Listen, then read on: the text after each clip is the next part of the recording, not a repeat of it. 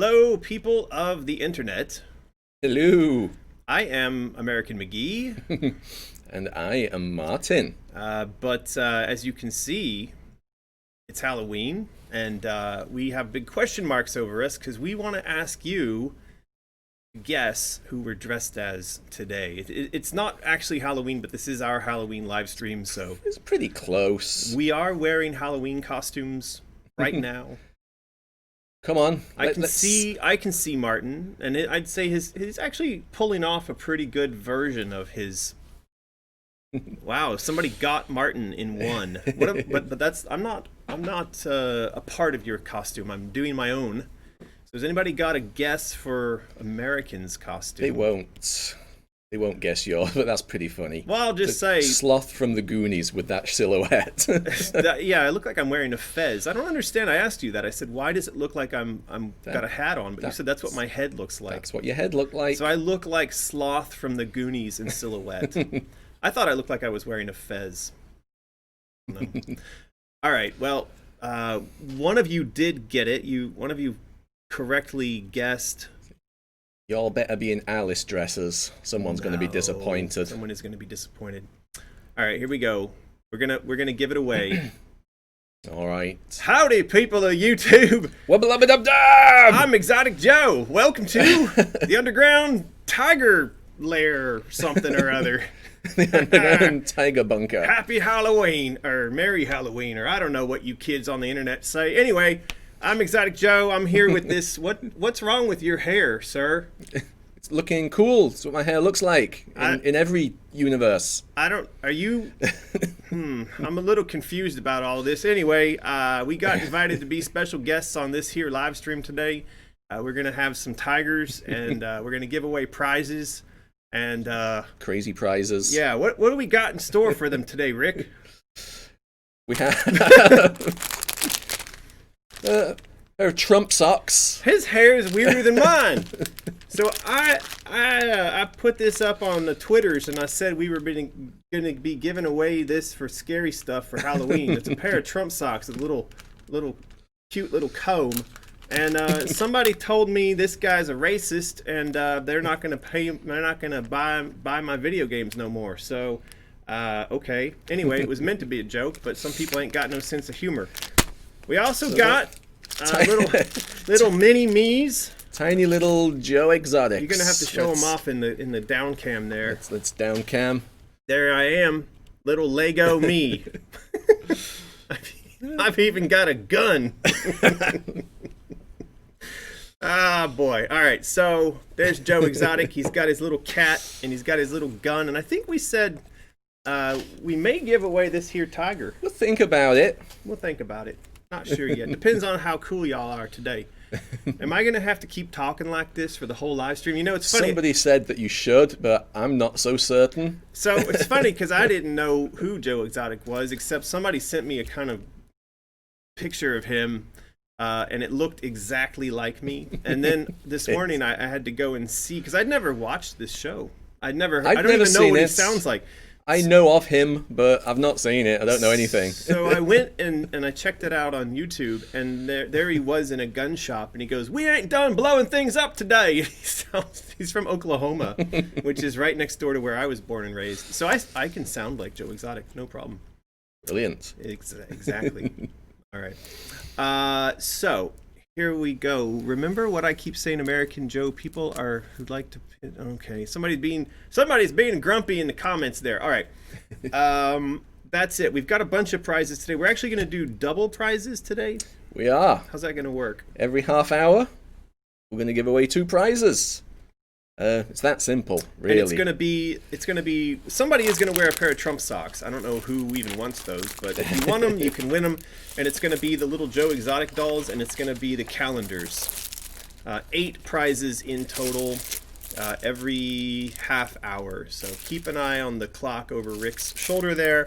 I don't think I can keep talking like Joe Exotic for the whole live stream, but I am shocked at how much I can actually look like this guy.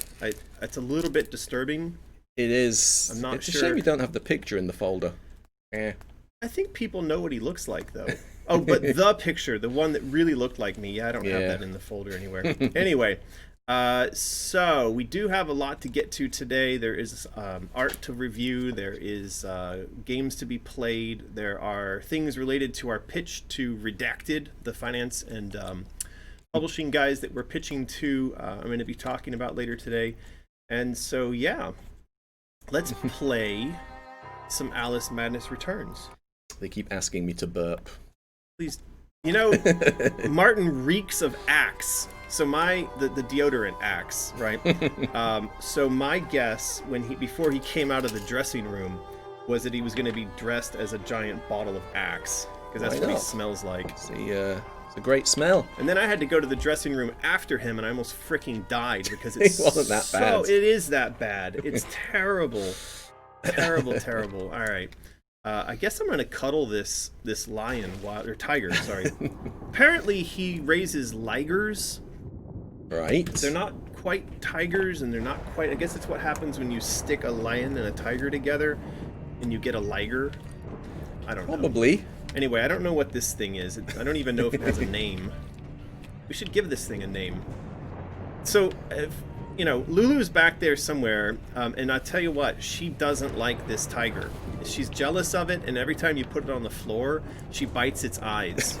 So, for those of you asking what Lulu's dressed as today, she's dressed as jealousy and rage. Yeah, not happy.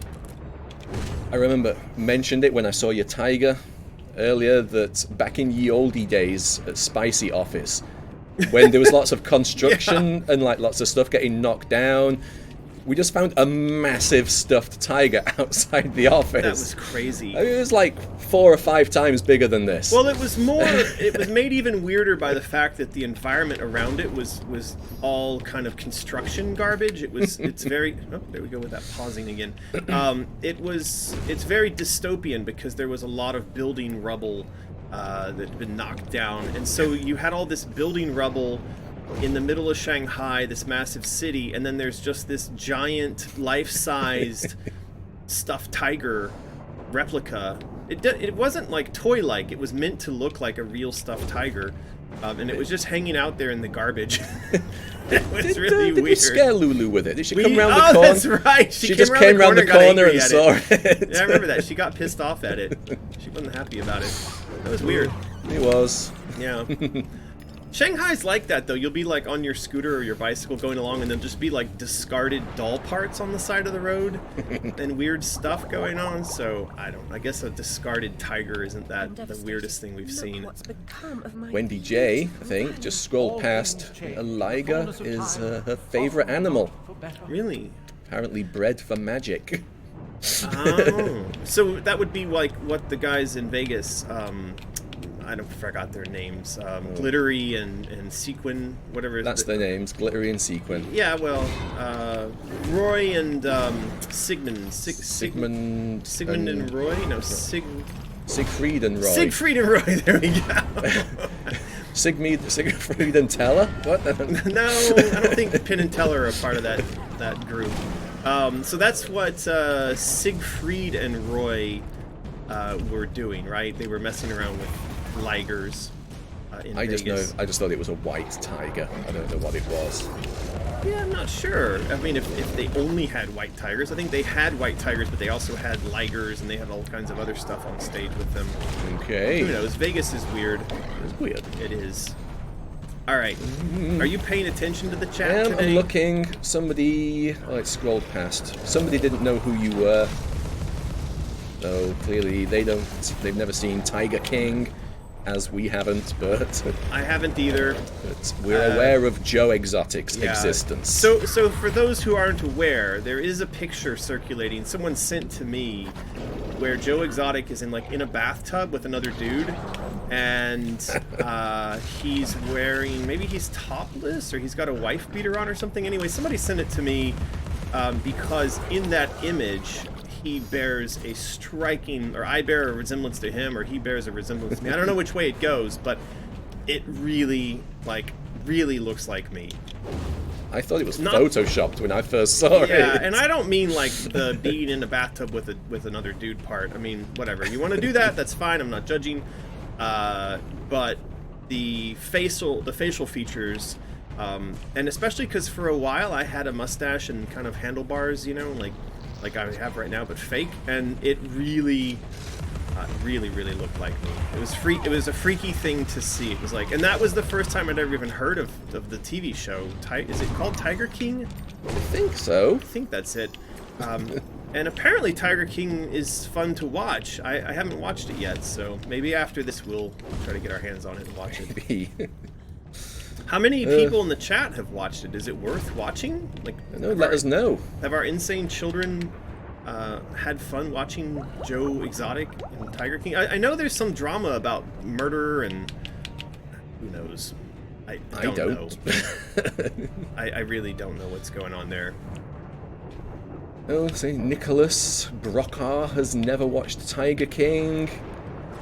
Rococo Freak just says that you got better at Madness Returns. Did you? No. It's because it's not me. It's Joe. Joe's better at it. Chow B321 says it's fun to watch. That Tiger King is fun to watch, right? Peeps to the peeps. Once you start watching, you can't look away. Well, that's the formula, right? I mean, you're not making good television unless you are doing that. I actually wrote to someone, a friend of mine in the U.S. this morning, because he'd sent an email and said that he's violently shifting back and forth between scared and bored. That's what he said. He said he's constantly flip-flopping back and forth between boredom and being frightened. And I said to him, "Are you watching the news?" Because that's what the news is designed to do to people, is to frighten you. And if you turn it off, you probably then end up feeling like you're a bit bored, and you go back and you watch it and feel scared again. And there's a phrase for it that some scientist that I was listening to coined. It's called limbic hijacking. Right. Yeah, so that's basically engaging your fight or flight response to make you want to continue watching something. And that's what the news is. So I don't know where I'm supposed to go from here. Keeps your eyeballs on the screen. Well, sure, because you've been hijacked. Limbic hijacked. Limbic hijacked. It appears that I need to go through this here wall. Scary151 says it's a complete shit show train wreck that you can't stop watching. Yep, that's the best kind. Yeah. That is the best kind, no doubt about it. Hey now, you guys, get bent. Get out of here. I'm getting... Seen a couple of people say buffering, and Bop Noodle says their stream is acting weird. Hope they can see us play another day, but according to Glasswire, we are running at full speed. And can you trust Glasswire? Streamlabs says 0% dropped frames, so we think it's not us. It's you. Don't know. But, you know, we are in China, we are behind the Great Firewall, and things like that are known to happen. So let's just think happy thoughts, and hopefully the VPN will stay up, and we'll be all right. Yeah. You know, every other YouTuber is literally just a walking commercial for VPNs, and I think we're probably one of the only people who, like, actively, constantly has to use a VPN to do what we do. We should be shilling. We'll reach out to Astral. Should. Yeah. Man, come on. No, don't lock onto the wrong guy. What's this? Higam, Hemam, whatever. What do you think will come out first, Cyberpunk or the COVID-19 vaccine? That's a good one. It got delayed again, didn't it, Cyberpunk? I just read that. I saw somebody said that they skipped work for the release, only to be told that it wasn't going to happen today. Was it meant to be today? I think that's what the person in the chat there said, was that they skipped work, especially for that reason, only to find out that not released today. I don't know. Truth Decay says it's supposed to be November 19th. But, yeah, got delayed. I mean, I know it looks good, but I've said before, you know, first-person shooters are not really my cup of tea. I'll probably pick it up later on the cheap. I'm not one of these who's going to grab it day one. I don't care. I don't sit around waiting for games to come out, and not because I don't want to play them, but because I figure I'll get to them when I get to them. Like, that's something that's happened after we moved to China. Not like you and I moved to China together, like Martin and American. But after I moved to China, I stopped being interested in the sort of release cycle of new products. You know what I mean? Right. Because when you're in the States, there is a marketing kind of routine of every month there's some new thing coming out, a phone, a movie, or whatever, a car, and you're programmed to be interested in that, right? And once I got to China, because you don't necessarily have access to the thing that they're trying to get you amped about, it's not on the same time schedules.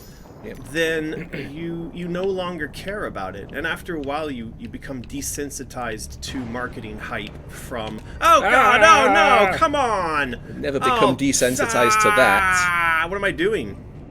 Bug. I'm just gonna stay here. If you stay there, then technically you're not dying, so... I'm not dead. What's up? What's up, biatches? What's... oh, no.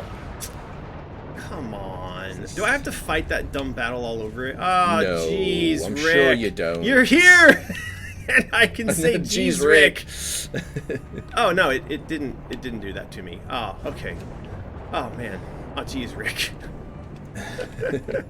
I wonder if the Tiger King has does he have like a line that he says?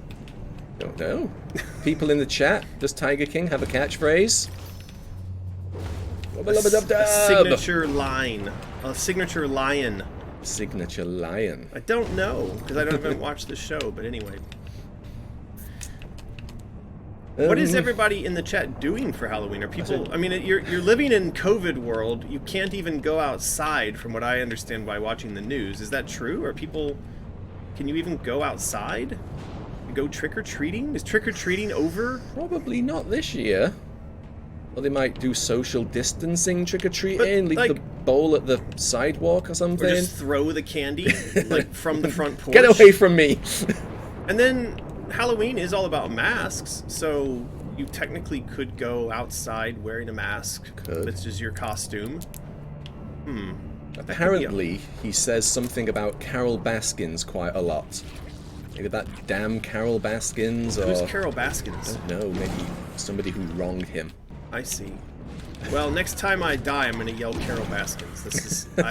I don't know what it means, and I apologize to whoever that is if it doesn't... It's insulting or doesn't make sense, but that's what I'm going to do. Moon Blessing claims that trick-or-treating is not allowed in California. I saw someone else say it had been banned. California, I mean, they're banning Thanksgiving. I read that Gavin Newsom, who's the governor, he was the mayor of San Francisco when I lived there, but he's now the governor of the state. They've come out with some regulation that says that for Thanksgiving, you're not allowed to gather in groups of more than like 3 or 2 family members? Something really crazy. Yeah. It's nuts. Official trick-or-treating is cancelled, but since nobody cares about safety, communities are coming together to plan their own trick-or-treating. There's Wendy J. Alright, I'm sure it's gonna happen. People need to help me out here. Is it just me, or is there a weird border on the screen that wasn't ever there before? Oh! The lock-on border. Yeah, but there was nothing to lock onto. Oh. What's going on? I don't know. Carole Baskin was Joe's wife. She allegedly killed him and fed him to the tigers. Wait! At least according to the song. Joe is dead? Oh, right here. I didn't know that. He was murdered? Is it like is that really, the story? Is it really inappropriate to dress as Joe Exotic? Is that what the story is? Living well, living hell said so. So the guy's dead. I'm dressed as a dead guy. That's even better for Halloween. It's even spookier. Yeah. Wow. I should have started off by saying, like, I'm back from the dead. No, he isn't dead. Oh. What? You just said that he was fed to the tigers. By Carole Baskin. Some people say he is, some people say he isn't. Maybe we'll never know. What? Maybe next time research the person you're dressing as. No. Anyway, no, I think the best kind of Halloween costumes are the ones that you have no clue. He's in prison. Really? For what? Attempted murder? Wow, I'm gonna have to watch the show now. I'm so confused. And You are gonna have to watch it. Do people dress as him as Halloween? I feel like it must be a thing. I'm not the only one, right? Is it like super offensive to dress as him? that would be bad to find out that he's he's like a Nazi racist or something, and I dressed as him for Halloween, and everybody's like, "No! That is what a danger. have you done?" Dressing as someone that you don't know anything about. Well, I mean, come on, how bad could it be? Eh, At least I didn't dress as Trump. well, I'm giving the socks away though. Can I get down there and get that flower? All right. Yes. Yes. There we go. Jay's Black almost thought you were David Spade. You know, that could work. I could see that. When he does the sort of hillbilly sketches. No. That was poorly played. Carole Baskin. Is that the second death? It is. That's pretty good. You've been playing now for like 20 minutes. Well, but I died. Twice. So the David Spade character is really funny. There was one sketch in particular where he's in a trailer with his sister, and then I can't remember the actor's name, but he breaks in on them because they've been having sex and says like, "What the hell's going on in here? Smells like cat food and ass." And every time I hear that, it makes me laugh. What am I supposed to do now? Oh, right, there was one of those dumb flowers, so I probably have an invisible platform. Hint. There we go.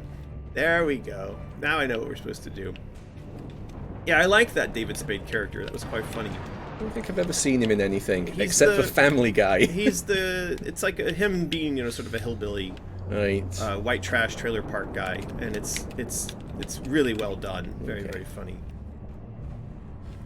And that's what I said to you when I came downstairs. I was like, I just feel like white trash, which isn't an unusual feeling for me. I often feel like that. All right. Yeah. Which way should I go? This looks good. Let's go this way. What else is going on? I do have to say, okay, let's talk about the game really quick. I do really, really love these scenes. And as we've been working through the Asylum story stuff and finishing out art for the various sections in the design Bible, we're doing a lot of areas like this because I really like this, and I think there should have been more. I like blown up Wonderland like this, and I think those look good. I think the game engines do really well with stuff like this, So expect to see a lot of this in Asylum. Ooh.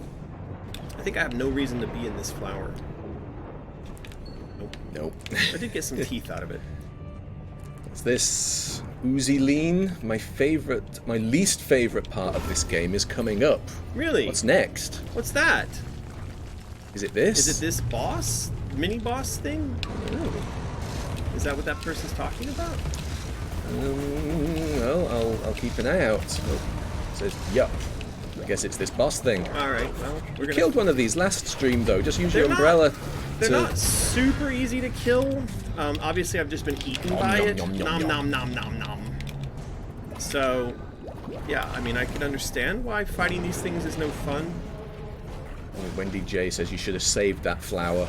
That's what a pro would have done. Oh, right. That makes sense. Well, thanks, Wendy, for telling me that now. Maybe you should have told me that earlier. Yeah, Wendy.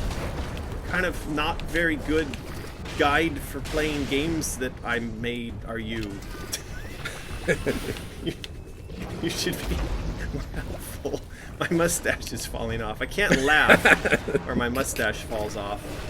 What's wrong with this flying ruin? It's just kind of stuck there in the sky. Good. Easy to kill. Well, it's annoying though. Until you kill it. No, it's annoying. Uh-oh.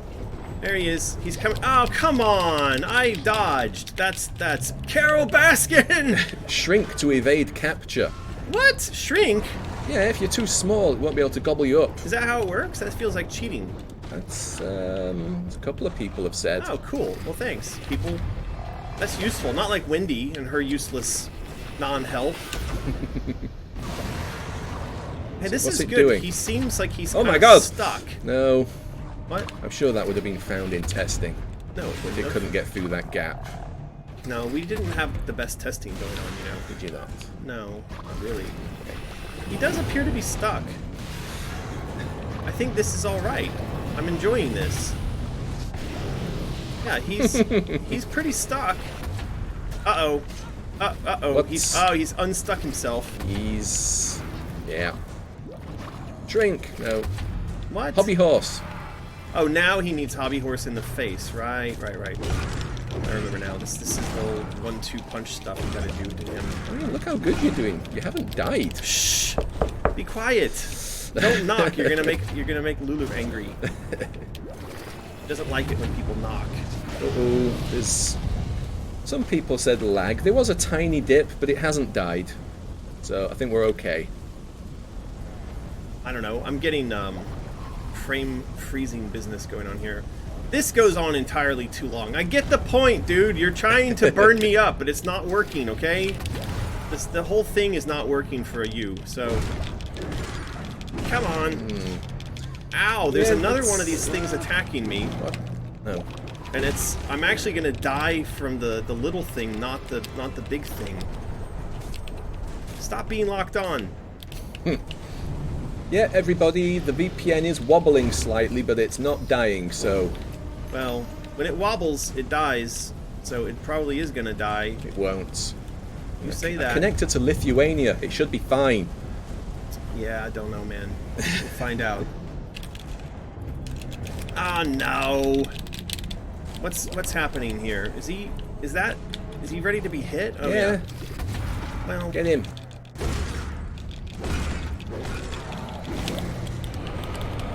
I want to kill that thing because that thing is what's really doing all the damage to me. Let's try to lock onto that stupid thing and get rid of it. That's the one that was stuck in the wall before. Come on. Pepper pot.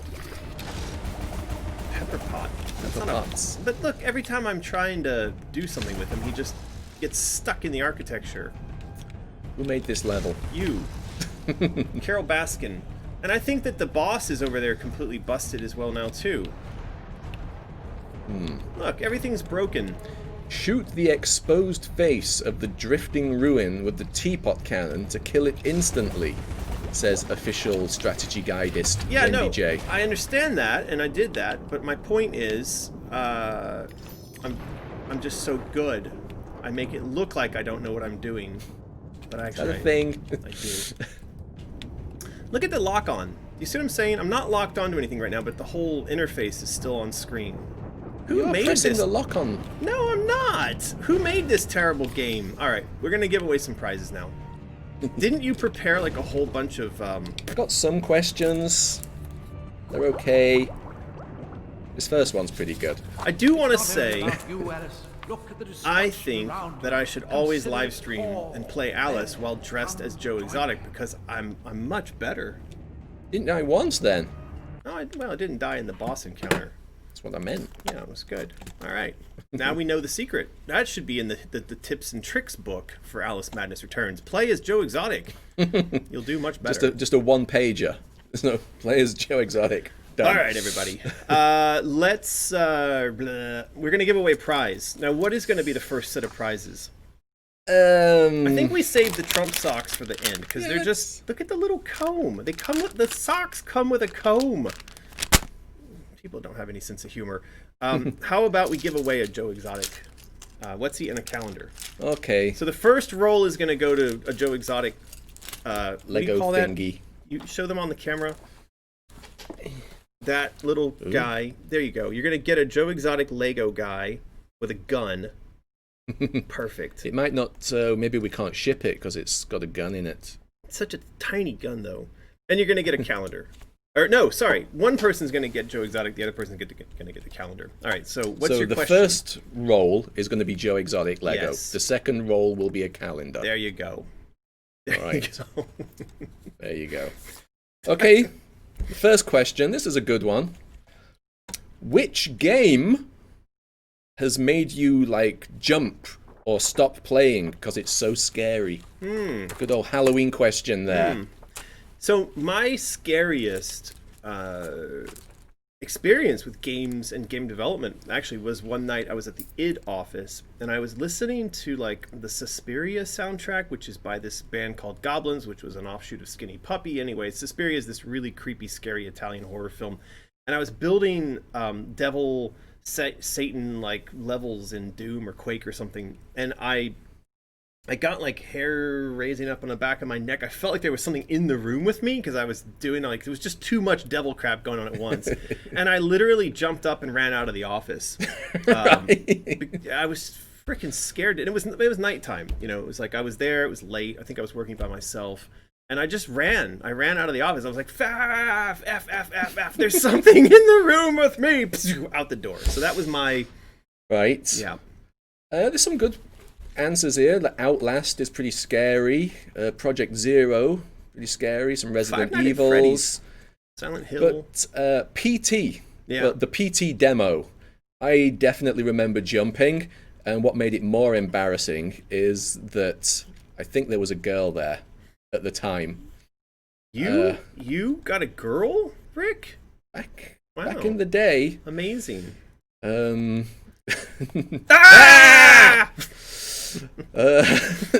Terrible. Why? But yeah, it was the there was a bit where the ghost just came right up in your grill and it all shook around and I almost dropped the controller. Right. All right. Well, there you go. We're gonna roll it. 3, 2, 1. It's Gasleen. Gasleen. Congratulations. Congratulations, Gasleen. You've won yourself a little Lego Man of Me. And I've even got myself a little Lego gun.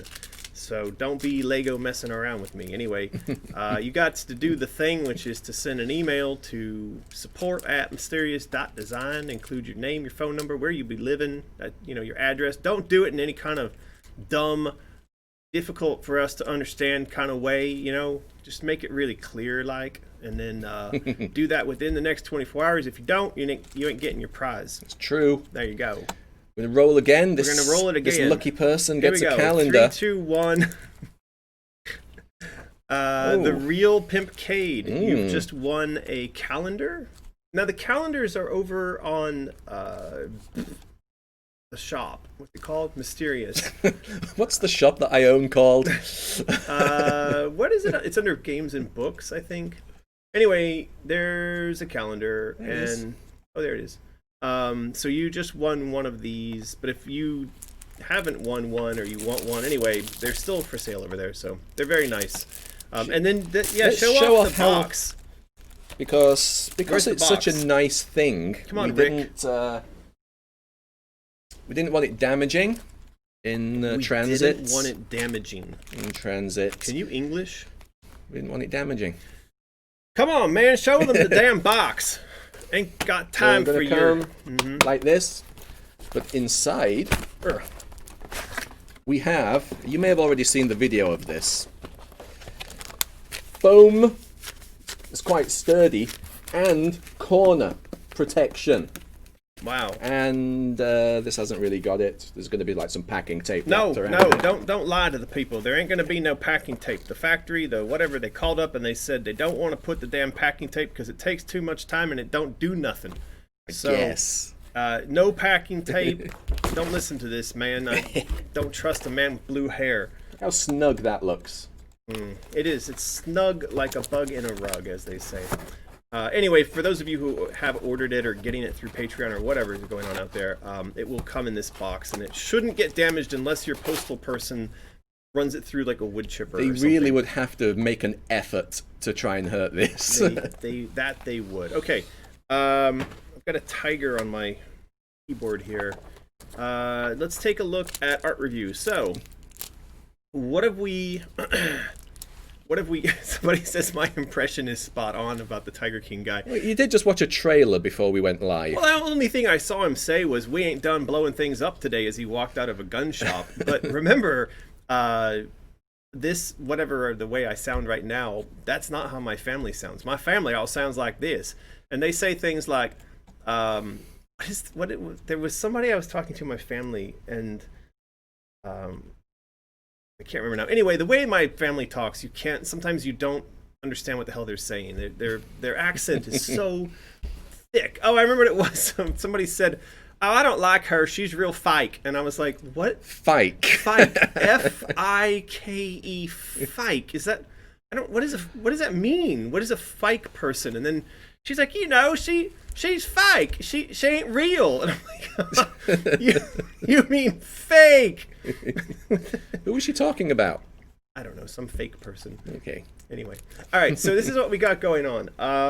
Alice Asylum production work. This is a set of keys that were done. I think these were sketched by Dario. They look.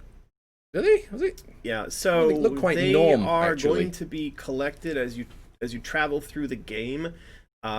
There's spoilery stuff about them I need to be careful about. But anyway, for those of you who've been following along, you know that the theme of Alice Asylum is that it's the young girl's grappling with PTSD and working her way through that. And one of the things that we've decided to do is make it where you collect these keys, and they are themselves linked to various emotions and stages that she's going to go through on this journey. And so, you've got an anger key, and you've got a heart key, and there's also a brain, and there's some links here to where she's getting these keys as well. Finger one's kind of gnarly. It is. It's flesh. Now, the flesh and eyes stuff relate to her having to collect the pieces of a champion. She's told by the Queen of Hearts that, Wonderland's under attack, and that if Alice isn't going to go save the day, that someone will have to go and save the day.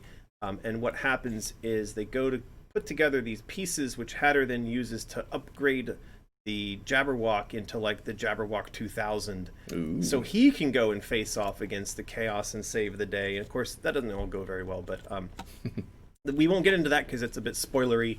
These are the designs, though, very rough sketches of what those keys may look like that she collects as she progresses through the story.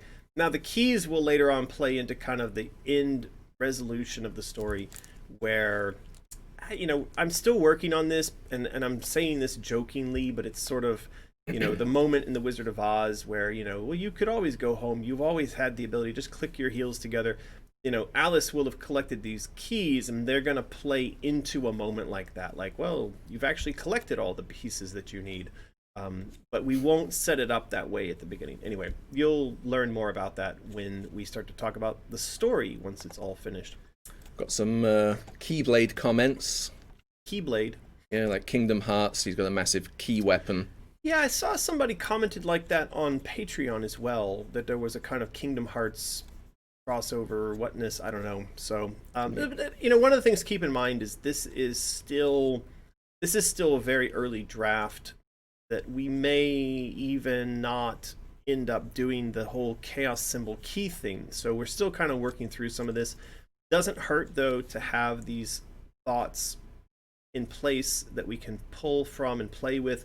I can tell you that right now, one of the things I'm doing every morning is I get up and I'm doing the writing of the story for the game. And one of the things that I'm finding is that anytime that I find myself kind of blocked and I don't know where I'm going to go with the story next, I'll go digging through our collection of art and all the stuff that we've done with the Insane Children, all of the stuff that was over on the wiki for a while, the stuff that's now on Monday, which is where we've collected together all of our various weapons and game ideas and whatnot. And what I'm finding is it's an amazing, incredible, fantastic resource to have all of these ideas, especially when it comes to elements that could play into the story or locations that she's visiting, stuff like that. It's been fantastic. Just from a writing perspective, it's been really, really fantastic. So these keys, they may form something important in the future. They may not. We'll see. Fair enough.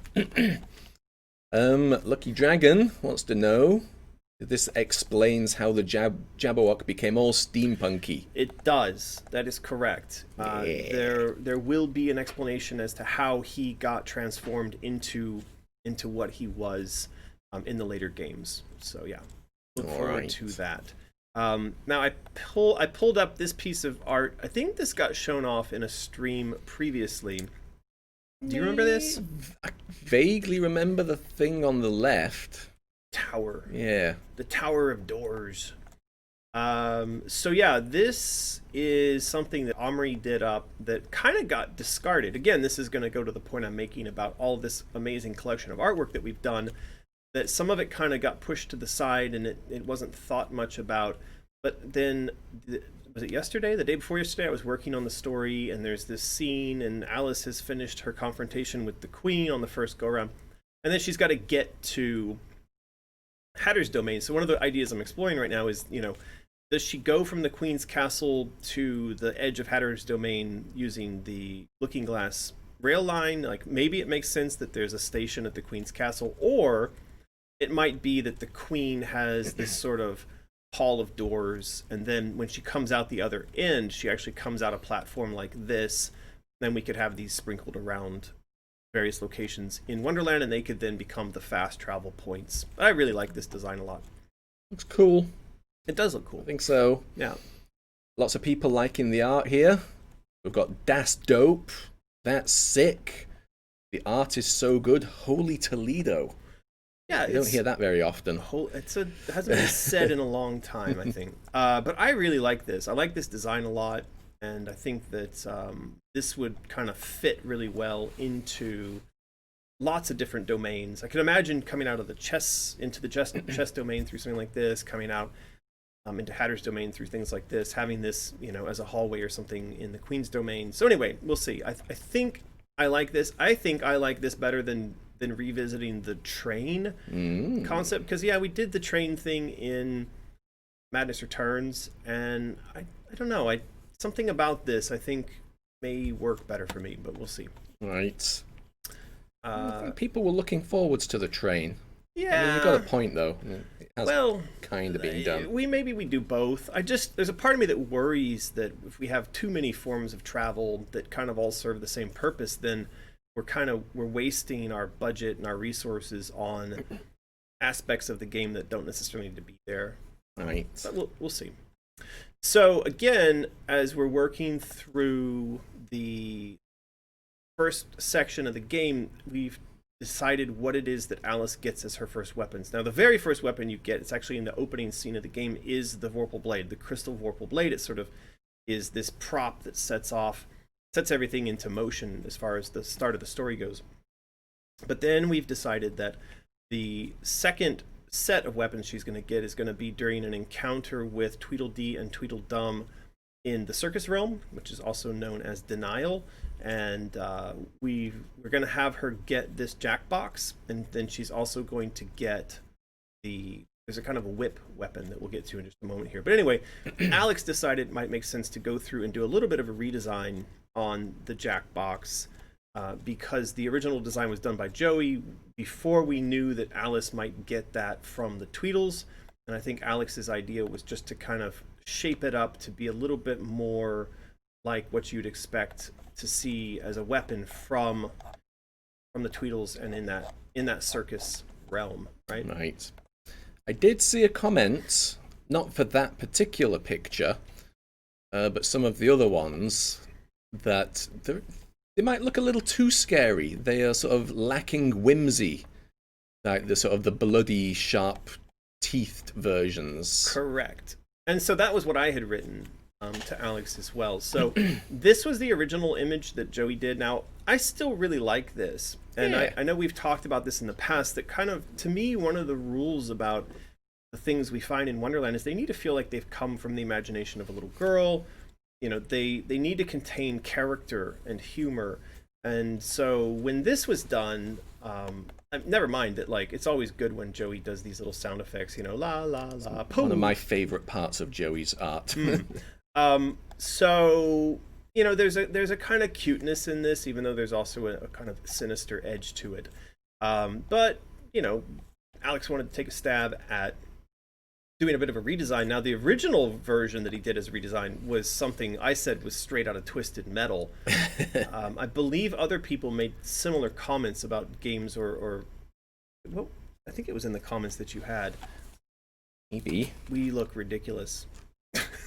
Just looking. You look awesome. It's just great. So I'm just. I guess this is the image that is lacking whimsy.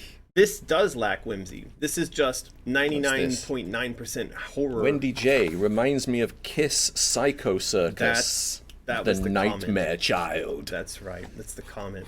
Right. So I did write back to Alex and I said I'm unsure about this, and I said that it's a bit too dark, and I like dark, but we need to know where we're applying dark and why we're applying it. So anyway, he did another revision, and this is that other revision, which is the one we had up in the art review there. But then he also added tentacles, which I can't say no to tentacles. They do make everything better. Alex knows the way to my heart. It's like you had me at tentacles. It's pretty good. So is that sort of tentacling Alice into the box, or just a generic enemy? What's going on there on the right? Well, that's a good question. I mean, remember that Tweedles are going to be using this against Alice first. And then Alice will acquire it. So you will have the opportunity to experience this being eaten by the tentacles prior to using it to eat other people with tentacles.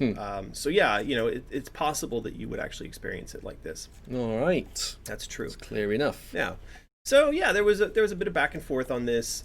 He did up a couple of variations on it, and I think this final version turned out pretty cool. I know I saw some comments from our Insane Children, some people saying, "No, you're overusing tentacles," but like literally, I don't think you can overuse tentacles. Anyway, I saw someone on Instagram. I don't know where I saw it, but somebody wrote like, "Oh, tentacles. I've seen enough hentai to know how this ends," which is, haven't we all? Yes. So that's a Jack in the Box full of tentacle goodness. Turned out pretty cool. Did. Now Joey is working on Alice's slum room, and this is in London. This is where she's gone after her stint at Bumby's. What was it called? The Home for Wayward Children. I can't remember the exact name. But anyway, so she's taken the reference we did. I think there was a Van Gogh image, and there were some images I sent her from London at that period in the slums in the East End.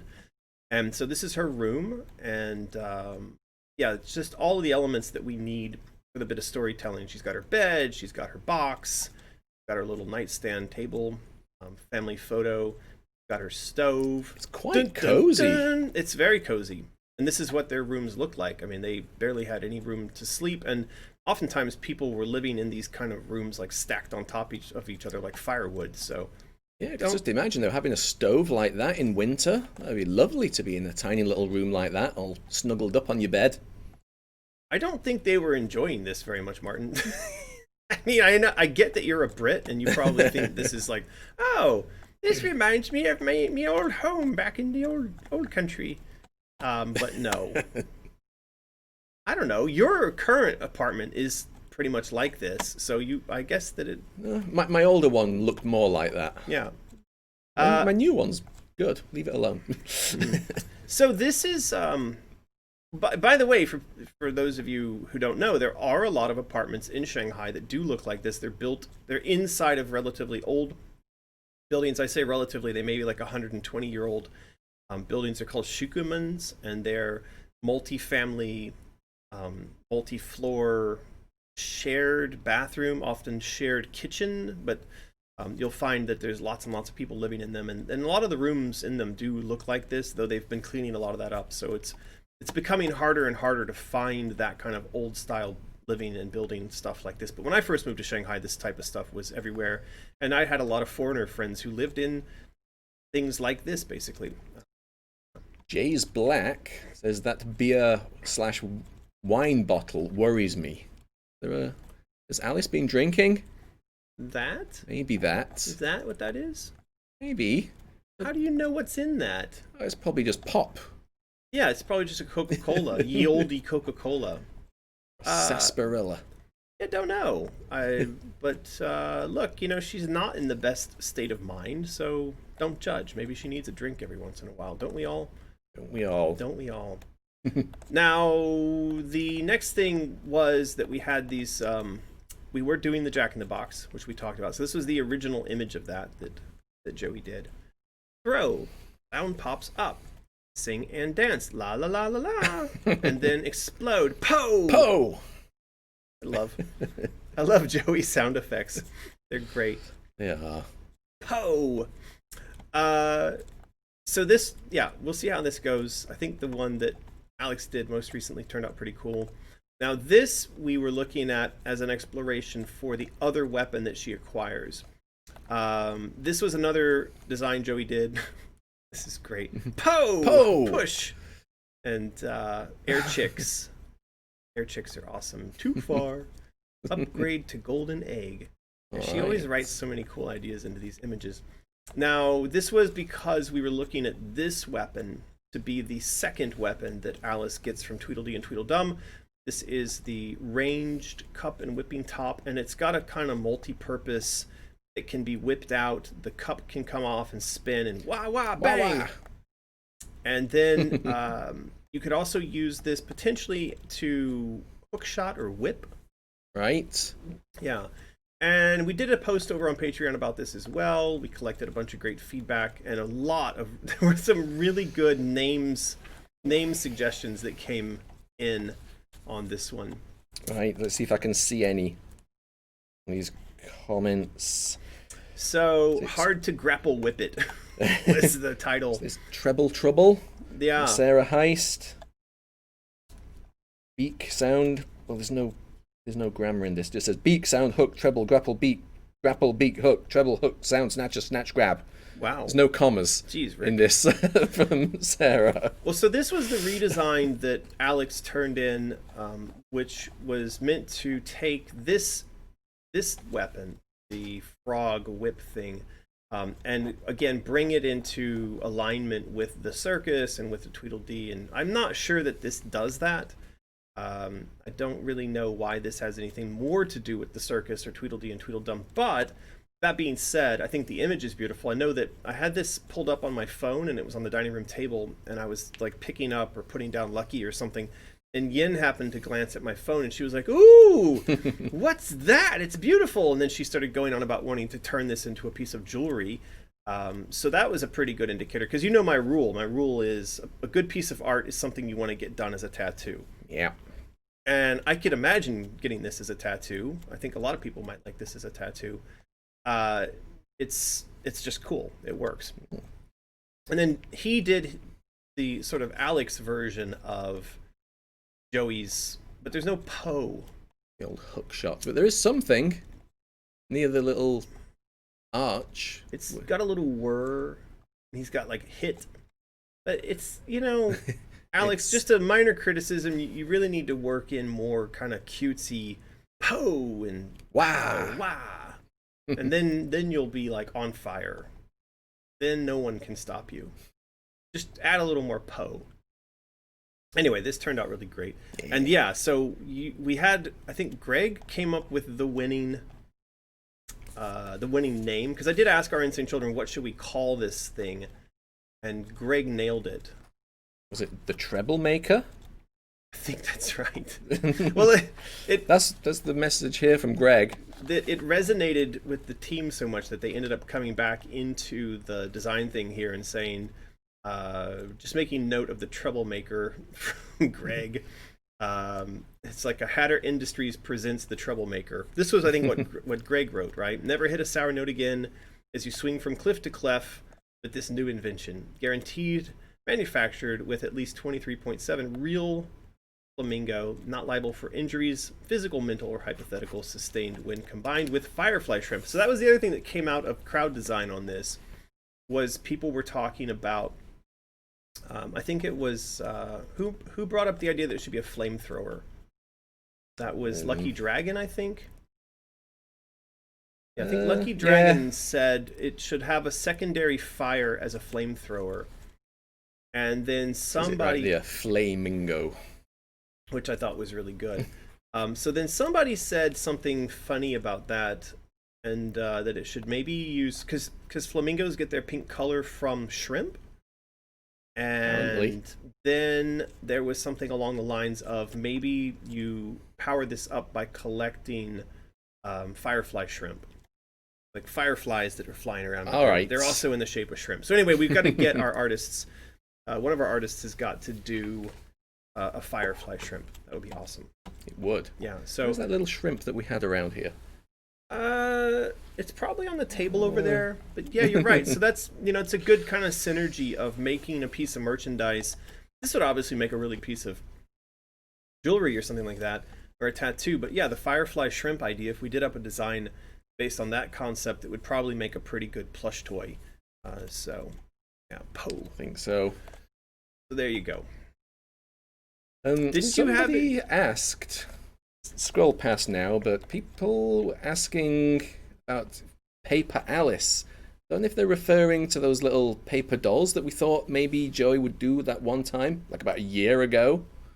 Or if it's just like paper cutscenes, like in Madness Returns. Well, if you don't read the comment, then how can we Well, know? one of them scrolled past. Oh, geez, Rick. Oh, geez. Do your job. do your job, man. Will you do more Paper Alice? It's not really much more info there. Well, if the meaning is the cutout stuff that we did in Madness Returns, where she was in the Asian, Chinese, whatever level, where you had the sort of like lantern paper cutout thing, I mean, there's no plan to do that because there isn't necessarily going to be an Asian level in the new game. And if you're referring to the cutscenes where we used paper cutout stuff, now that we may do for a couple of reasons. I liked the style of it, and I thought it felt kind of appropriate to the story in the game. So yeah, we may consider doing that. We'll see. Well, Daniel Cunningham likes that. He liked the paper cutout cutscenes. Yeah, I really like those too. They worked really well. They fit really well with the game and the tone of the game. So yeah. It's very difficult to talk with this. I can't open my mouth fully because my chops are gluing my mouth closed. I think this is what it feels like when you get bad plastic surgery. Not sure. Okay. All right. It is actually time for another prize. Look at it. It is time. You actually prepared a series of questions to ask today instead of just being like improvisationally, impromptuly, whatever, lame. You prepared your lameness before the live stream. They're never lame. They're just unique. They're terrible. What's your next terrible question? My next terrible question is best horror video game to movie adaptation. Oh. I would have to say the Thing, a movie, John Carpenter's The Thing, got adapted into a video game that I thought did really well and was quite fun. I can't remember what the name of it exactly was, but I think it's called The Thing. So, we've got Silent Hill there. That's actually not a bad movie. It's fine. I don't think it deserves the hate that it gets. I'm actually a very big fan of the first Resident Evil movie. I thought it was great. I still think it's great. The other ones in the series are fun, but the first one, not too shabby, Hollywood. Well done. Now, I saw the adaptation of Doom to the big screen. Now, I thought the one that had The Rock was quite okay. It was fun. I don't remember much about that apart from that little first-person view section. Yeah, gun bobbing around. And... it could have been better, but it wasn't just like a total dumpster fire. Now, if you want to watch a dumpster fire, watch the most recent Doom movie, which I don't understand why you would make something like that. But we watched that here, didn't we? It was terrible. Well, it wasn't great. Did we even finish watching that? I think I left the room. Anyway. All right, you left the room for Gemini Man. That was Jesus. That was bad. Okay, so we're gonna do this again. Y'all gonna win little me in a bag like that. Oh, you gotta do the little funny camera. Okay. Do the little funny camera there, boy. So anyway, there's me. I got me a gun, and I got a cat. And Gun. I do have And on a cat. I do have on my signature their shirt, and it says exotic on my hat. So anyway, so first person we roll is gonna win that there me, and then the second person is gonna win one of them their calendars. All right. Is that right? That's right. All right, here we go. Let's ask this here bot to do its thing. Women Wonder. Congratulations, Women Wonder.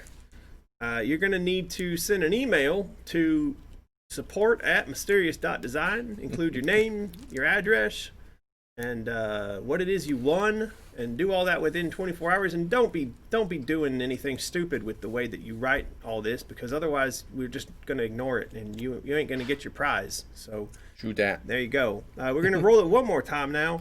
And it is Flaming Heaven 196. Where do y'all come up with these names? I mean, none of it makes any sense. What is a Flaming Heaven? Don't you know heaven is a place where y'all go to be with the Lord and Creator Jesus Christ? It's not flaming up there. It's nice. You want to get flaming, you go on down to hell. Hang out with Satan and the devil. Yeah. That place is flaming. Go to hell. I don't understand this, What the hell? What is a Flaming Heaven? I don't think you all have read the Bible at all. None of you read the Bible. I can't do an American accent. Desert Phoenix. All right. Very sorry.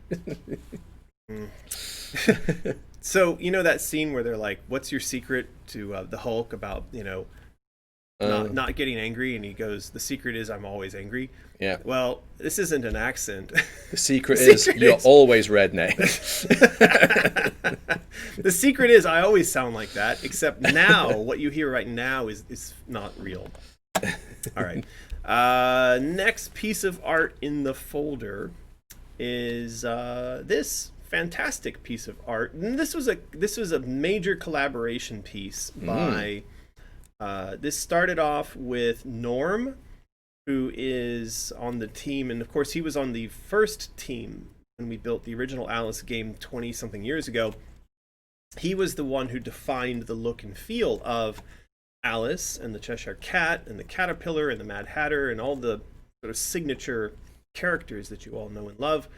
He is back again, so he did do the original sort of background of the Hatter on his mushroom, and then we got, I think Dario got involved, and then Henri got involved. So there's like 3 hands on deck for this. Yep. And this is going to be one of the prints for the next thing on Patreon. You're gonna have to be a little more clear there. Well, Rick. We still have. Is it how many days in this month? 31.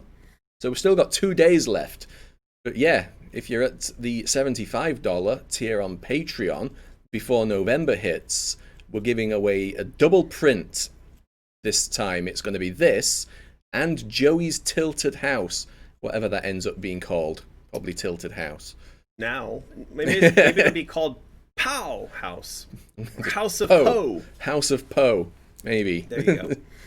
Yeah, there you go. This is, if you like the look of this picture and you'd like it as a print, there's still time to join Patreon before next month. There you go. Well, here we go. This image, why does this exist? And there's some people I see asking questions about which Alice this is and all that. So this is going to be something that you see repeatedly throughout your play experience with Alice Asylum, because we're going to use the interactions with the caterpillar as a sort of bridge between adult Alice and young Alice.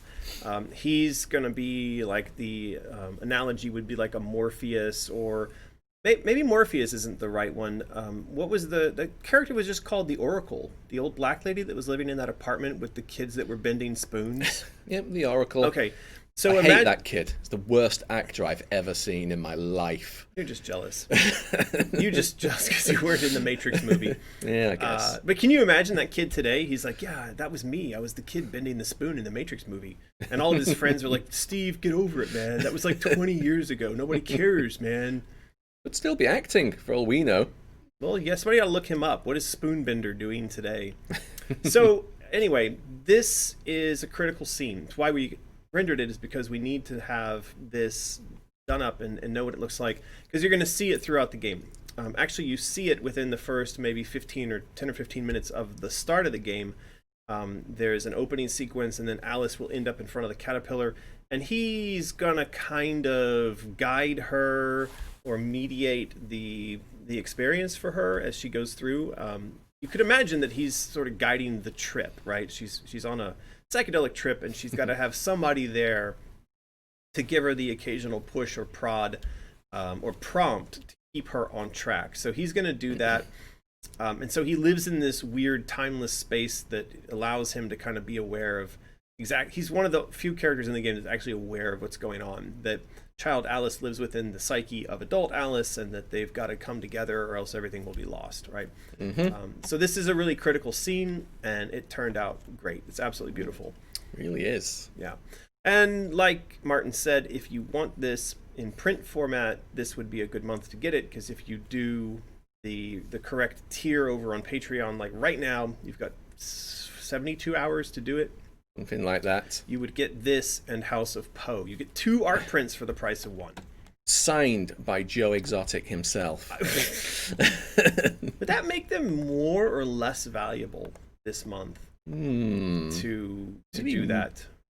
More? Do people want that? Do people want posters signed by Joe Exotic? It seems a little.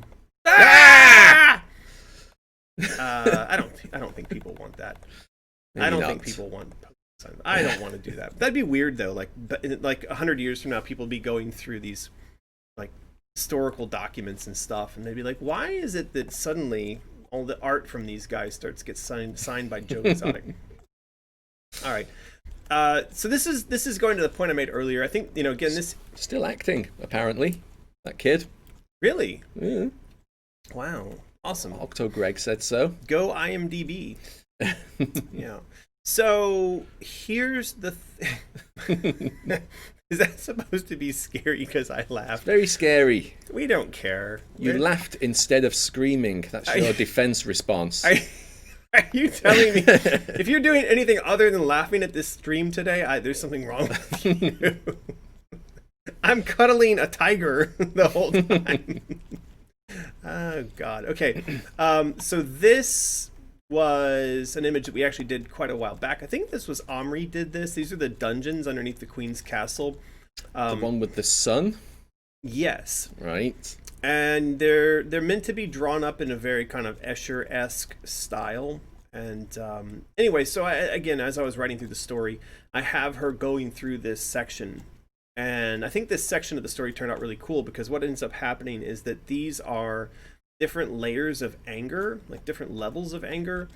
And the higher you get inside the dungeon, because she starts at the bottom and she works her way up, the lower levels of the dungeon, it's just people who, like in Alice's mind, they are representations of people that she kind of felt some anger towards due to her family dying in a fire.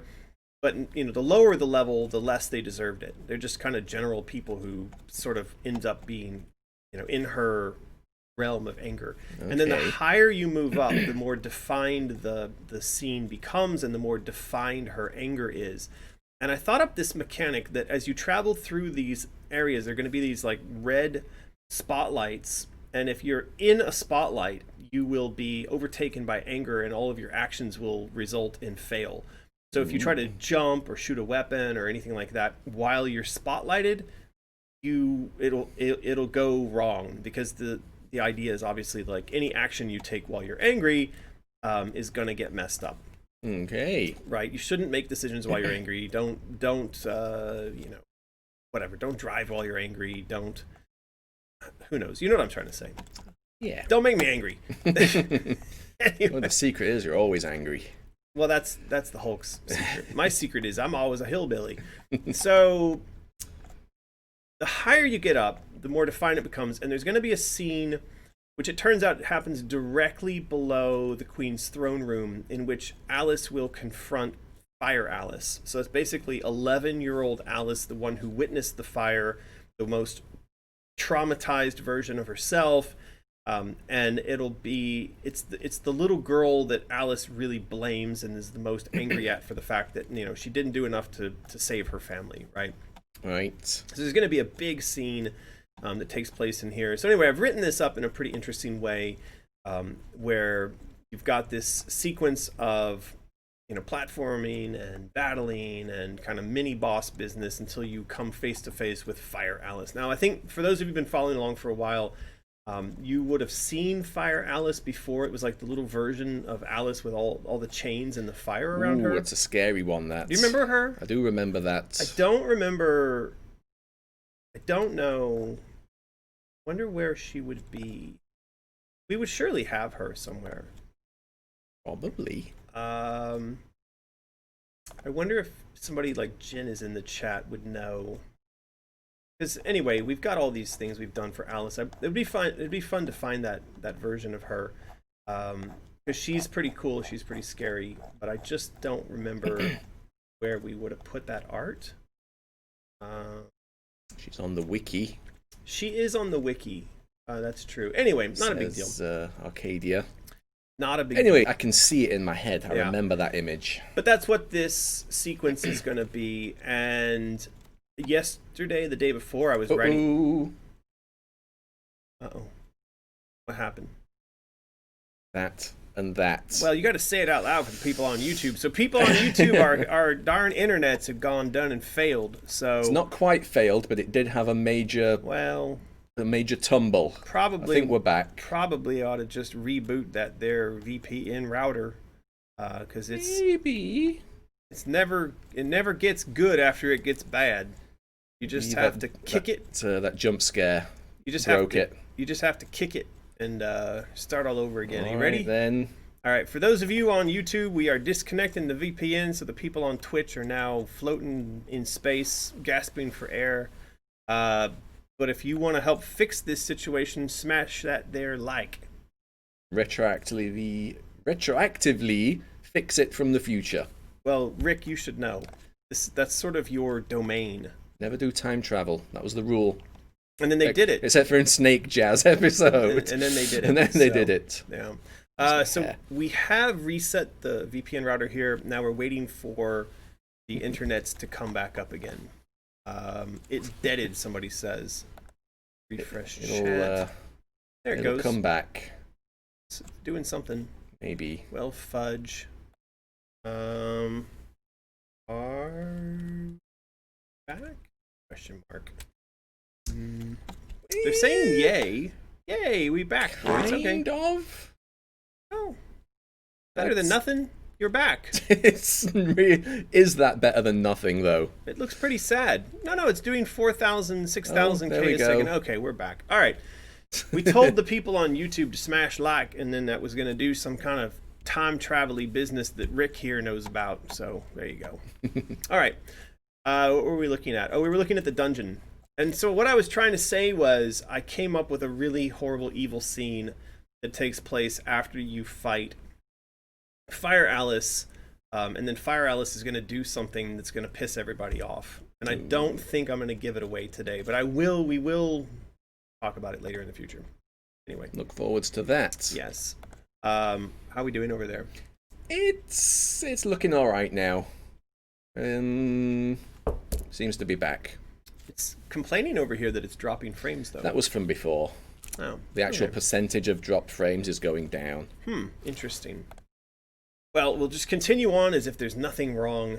Now, this was a piece of art that Norman did. This is where the Hatter is explaining to Alice the mission she needs to go on to collect the pieces of the champion. Now, again, we're going through and we're illustrating critical scenes. We're illustrating all the major points in the narrative that serve as sort of guideposts or as turning points, just critical junctions in the narrative. Now this one, he was trying to kind of mess around and decide what kind of crazy legs to give Hatter there. Whoops, I was trying to be funny and I messed it up. So yeah, there was some discussion on our chat, internal chat, about whether or not Hatter should be stood up or sort of bending over or sitting down. And this is the kind of stuff that we sit around and talk about. We decided that in order to give it a sense that Hatter was on her level and on her side, that he should be sitting and really bringing himself down to her level. The idea is that in Asylum, he's on her side. He's trying to help her and guide her. And this obviously is a period in Hatter's history before he has been morgified into the guy with the giant gear coming out of his back. So you're going to get to know Hatter prior to his transformation. Yeah. So yeah, this is looking really cool. I love Norm's art. I'm just so happy that he's on the team. So happy that we're getting stuff like this done. All right. So we're just looking at chat. Flaming Heaven. Take a listen for the next time someone wins a prize, and do what they do. Why? What's going on? They want to know what to do when they won a prize. We said it. That's the person whose name I was making fun of. Yeah, we'll say it again in like 15 minutes. But how did you miss that? How do people miss that? What, did you go out of the room? Maybe we should disqualify Flaming Heaven for having a weird name and also missing all of the fun that I was poking at them about their name. I mean, that's no fun. If you're not there to accept the name poking fun, then what's going on? This has been asked a couple of times. Same person or not, I don't know. But Daniel Cunningham is asking if you would consider creating a comic book run for Alice around the peak of the hype for Asylum, if all goes accordingly. Yes. We would love to do comic books, just like a book, like an illustrated graphic novel type of book would be great. There's a lot of things like that we'd like to do. Okay, so I'm searching around right now trying to find Fire Alice, and I'm just looking at the old wiki. There's a lot of great art over there. It's crazy how much great art we have over there. So this is Shadow Alice. This is like a burnt up Shadow Alice. I mean, Shadow Alice Extreme. Yeah, she's not happy. But I'm not finding... Won't it be in like the family section when it was... I don't know. Lizzie got some pretty crazy treatment, but I think she's more like a big tentacle monster flying around in the sky. Yeah. If anybody in the chat knows where we could find that. Yeah, Jen. On the where wiki, is it, Jen? I mean, it's not critical to have to find it, but it is a cool image though, and it would be cool to find her. There's a kind of like Alice with a mouth in the middle type of thing. That's really cool. That thing Alex did a while back. I got to go back through all this when I'm writing them. This is what I do. I'll be writing, and then I'll kind of run into a wall, and then I will go and dig around in the notes that we collected when we were coming up with all this stuff. And man, there's just so much great stuff going on in there. Just Googled Alice Asylum Fire Alice, and it worked. Oh well. Yeah. All right. We're not going to worry about it right now. I think I've spent too much time on this already. Don't know where she is, but I'm sure somebody will find her. Mercury dress for 70s disco Alice. Exactly. Now, I think we've got through most of the art for today's review. This was an image we shared before. I just wanted to share it again because, again, it's a good image. It's a good image. It's Hatter in his pre-mechanical stuff, but he's already obviously messing around with various kinds of arms and nonsense. This was we're working on the turtle, the design for the turtle. I don't know if you had any comments from the Insane Children on that stuff. Have a look. Martin doesn't actually read the chat, for those of you who know. I do, but it's one of my great frustrations. You get distracted. I've got to listen to you. I've got to look at what's on screen. That's like I've got a guy to read the whose chat. job it is to fly an airplane who's like, well, I just got distracted and flew into that mountain. What? I was just distracted. Yeah. Stop being distracted, Rick. I got a gun here. Don't you know? You want to get this here Trump socks shoved up your behind? Well, pay attention over there. Nightbot has timed out, Jennifer. Stop posting links, apparently. Yeah, so don't do that. Yeah, don't do that. Okay, it's not that big of a deal. I think we're It's good. fine. So anyway, continuing art review. This was a piece of art we did last year. Omri did a Halloween poster. Turned out fantastic. And this is for sale over in the Mysterious Shop. And is part of the calendar. Oh, it's part of the calendar too. Yeah, Woo! October, unsurprisingly. Amazing. So speaking of Omri and speaking of critical scenes that are getting illustrated, this scene is from the very start of the game. What's going on here? Because it looks pretty cool. Yeah, well, it is Alice looking through a shattered looking glass in this moment where she's just tripping out right at the very start of the game. She ends up running back to her family house. It bursts into flames. Her whole family's on fire. I can't wait till that image is done, by the way. It's going to be fantastic. We showed that off the last stream, like the kind of reference material for that. But this is where she gets the Vorpal blade, the crystal Vorpal blade, because this shattered looking glass, she reaches out and grabs one of these shards to defend herself from the monster, which you'll later figure out is Shadow Alice. It's coming after her, and so she stabs it in the face with a shard of glass, and she cuts herself. But when she looks down, she realizes she's now got this cool crystal Vorpal blade thing. So that's what this is. This is a piece of art that Omri did, and I think it turned out pretty cool. And yeah, again, just illustrating all the key scenes from the game as we work through the story. Yeah. Looking good. Where's it gone? Lucky Dragon. Not a fan of the face on that piece of art. It's a little unusual.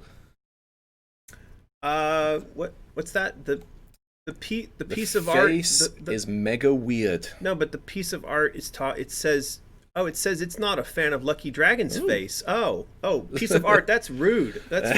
Don't talk about our insane children like that. I guess it balances then. I guess it does. You guys just don't like each other. Yeah, Lucky Dragon, this is interesting. I'm not quite sure what he's done here. It does feel not very much like our Alice, and it's unusual coming from Omri, because he usually does the faces so well. So I'm not sure what he's doing here, but we'll ask him what's happened, because she doesn't necessarily feel like our Alice. Yeah, it's odd. There is an alienness to it. Well, there's weird stuff going on. So she's got like butt cheeks for eyebrows. Kind of looks like the face of the creature from the movie Splice. That's true. And then she's got this giant kind of piece of muscle coming down the side of her face, like someone's thigh was grafted onto the side of her face. But anyway, I don't think we should critique too heavily. I mean, you could park like a helicopter right here on that part of her nose. Anyway, I think Omri gets the point. I think he understands. We'll see what he had in mind here. Maybe it's meant to be weird just to kind of jar us. I don't know. Perhaps. Who knows? Can ask him. Oh, they actually weren't seeing my zooming I was doing. So I was saying that this looks like butt cheeks, and this looks like a strange muscle disconnected from the rest. And I think you could land a helicopter here. Anyway, sorry, Omri. We're just telling it how it is. Yeah. Don't be too upset. We're not trying to be mean. We are. No, we're not. All right. This, speaking of Omri, now there's not much to complain about here, I think. This is, again, for the opening section of the game. The question was that Omri asked, does she need a different dress to wear for the opening sequence? Should there be some sort of like a slumber sleeping gown type of thing? I know Omri really likes making dresses, and I really like his dresses, and this one's pretty cool. And he had written in the description of this an idea that I thought was really beautiful, and that was that she's attracted like a moth to flame in this nightmare back to the burning house. And so he had the idea to model the dress a bit on a moth, and you can actually see a little bit of detail hiding in there. Sneaky. Very cool. And I do like this dress. I cannot say that I'm certain that it's needed, but then who am I to say? You know, people like it. It's not going to hurt anything to make another dress, and I know Omri likes making dresses, so. Yep, something else for the art of book in the future. Yeah, it's beautiful. So anyway, we think this is beautiful, Omri. We hope that makes up for talking. Well, people seem to be liking it. Bad. Moon's Blessing loves the face and dress. Apparently, according to Daniel, parted fringe is a dub. I don't know what that means. I don't know what that means, but it no idea sounds what like that a means. compliment. All right. Here we go. This is, again, a critical scene. Now, you may want to plug your ears. Ooh. I don't know if this is a spoiler. I don't think it's a spoiler. I mean, everything's a spoiler. If you don't want to know things, you shouldn't be here. But anyway, it's not going to be too spoilery. I'd say it's like a 3 or a 4 on the spoiler-o-meter. Out of 4. Yes. There is going to be a scene later in the game where you will see adult Alice, what these lines represent, handing the rabbit, which is what this line represents, to a little girl on the streets of London. This is meant to be, now I wrote it that it's meant to be a really sad moment because her giving up her rabbit to someone is a sort of sign that she has ultimately given up in the most ultimate fashion. She's given up on the child's side of herself, and she's given up, I think, in general. And those of you who know what I'm talking about know what I'm talking about. So anyway, we are working on this, again, illustrating key scenes from the narrative. There are 2 kind of variations on this. Right now we're kind of messing around. Now I was thinking that in classic, cinema storytelling style, this should happen at night and it should be raining because it's effing depressing. Omri is pushing to have it kind of like at dawn, and so there's 2 variations on the scene right now that are getting rendered. These are both from Dario, and they both look really, really nice. So obviously this is the raining nighttime version, which is what I would prefer. Mm-hmm.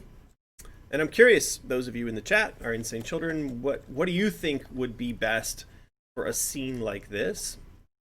And then there's Omri's daytime sort of sunlit morning version. So you can imagine Alice will be here, the little girl will be there. There'll be the rabbit deal going down. Yep. Well, looks like people are going to get some feels from this scene. Roll in with something. It's going to be so sad. Jay's black. We're crying now. Yeah, well, this is going to be awful. I mean, even when I was thinking about this scene, and and especially once you figure out where this leads to, and then it's even more sad. Look, the rabbit in the story that I'm writing plays a very central, very critical role. There's symbology wrapped up in it multiple times over that spans across all the games. So it's a pretty key scene. That's good there from Octogreg. Perhaps at sundown, specifically, metaphorically, the sun is setting. Correct. Well, that's how the film industry does it. When you see the end of a film, that's why they often ride off into the sunset, because you've come to the end of the story, so now the sun is setting, right? Yeah.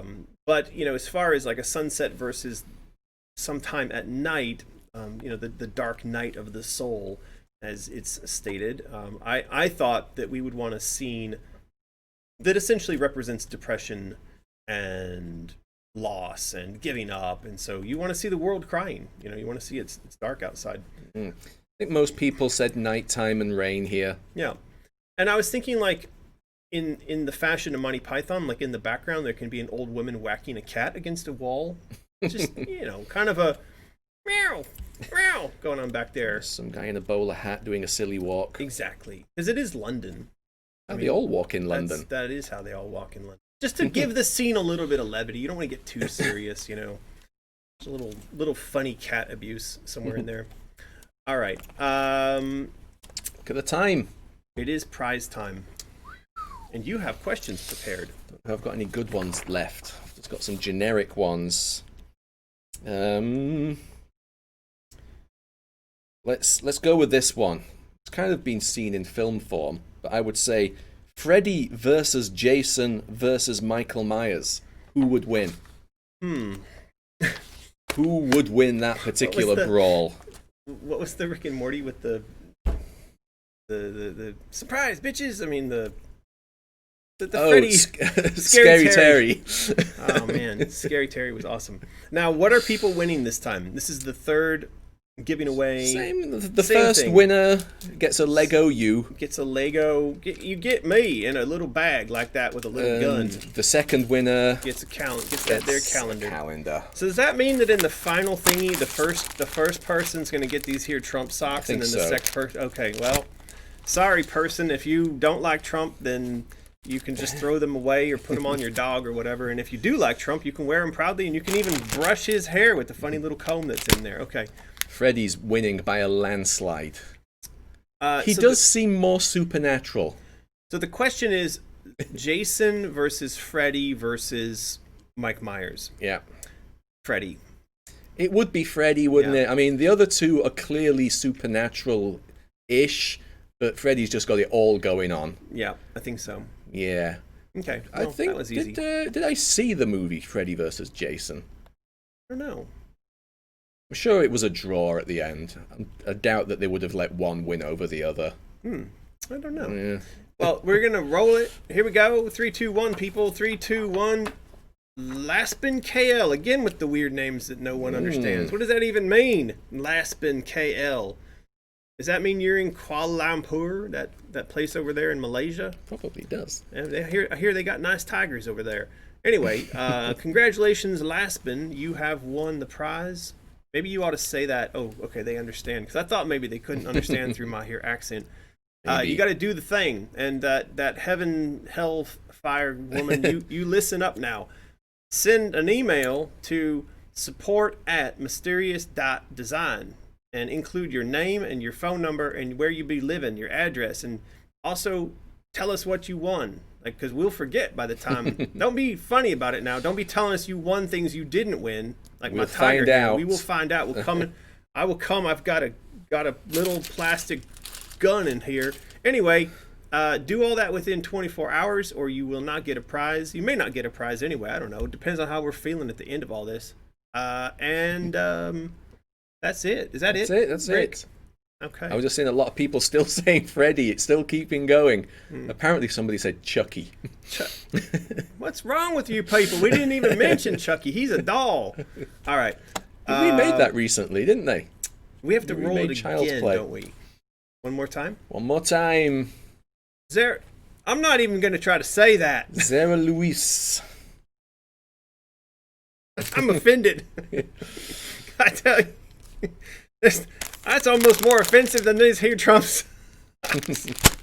What is that? What is that? I don't know. Yeah.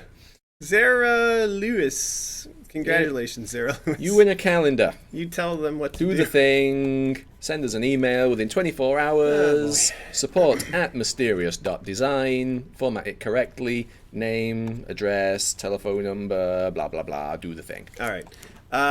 We got to get through art review here. There is, this was in the folder because I was going to show off what my wife put together. So this is kind of an ad, I guess, for something that she's done. I don't even know where to find it. She's done a new jewelry set with rabbits. Oh, there it is.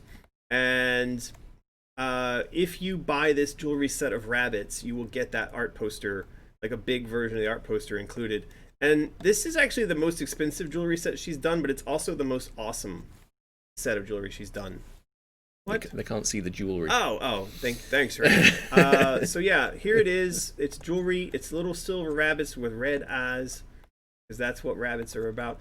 I have to say, I've seen this stuff. These pieces are really big, and what's really cool is on the back of all of them, the back of them is a spider web. Ooh.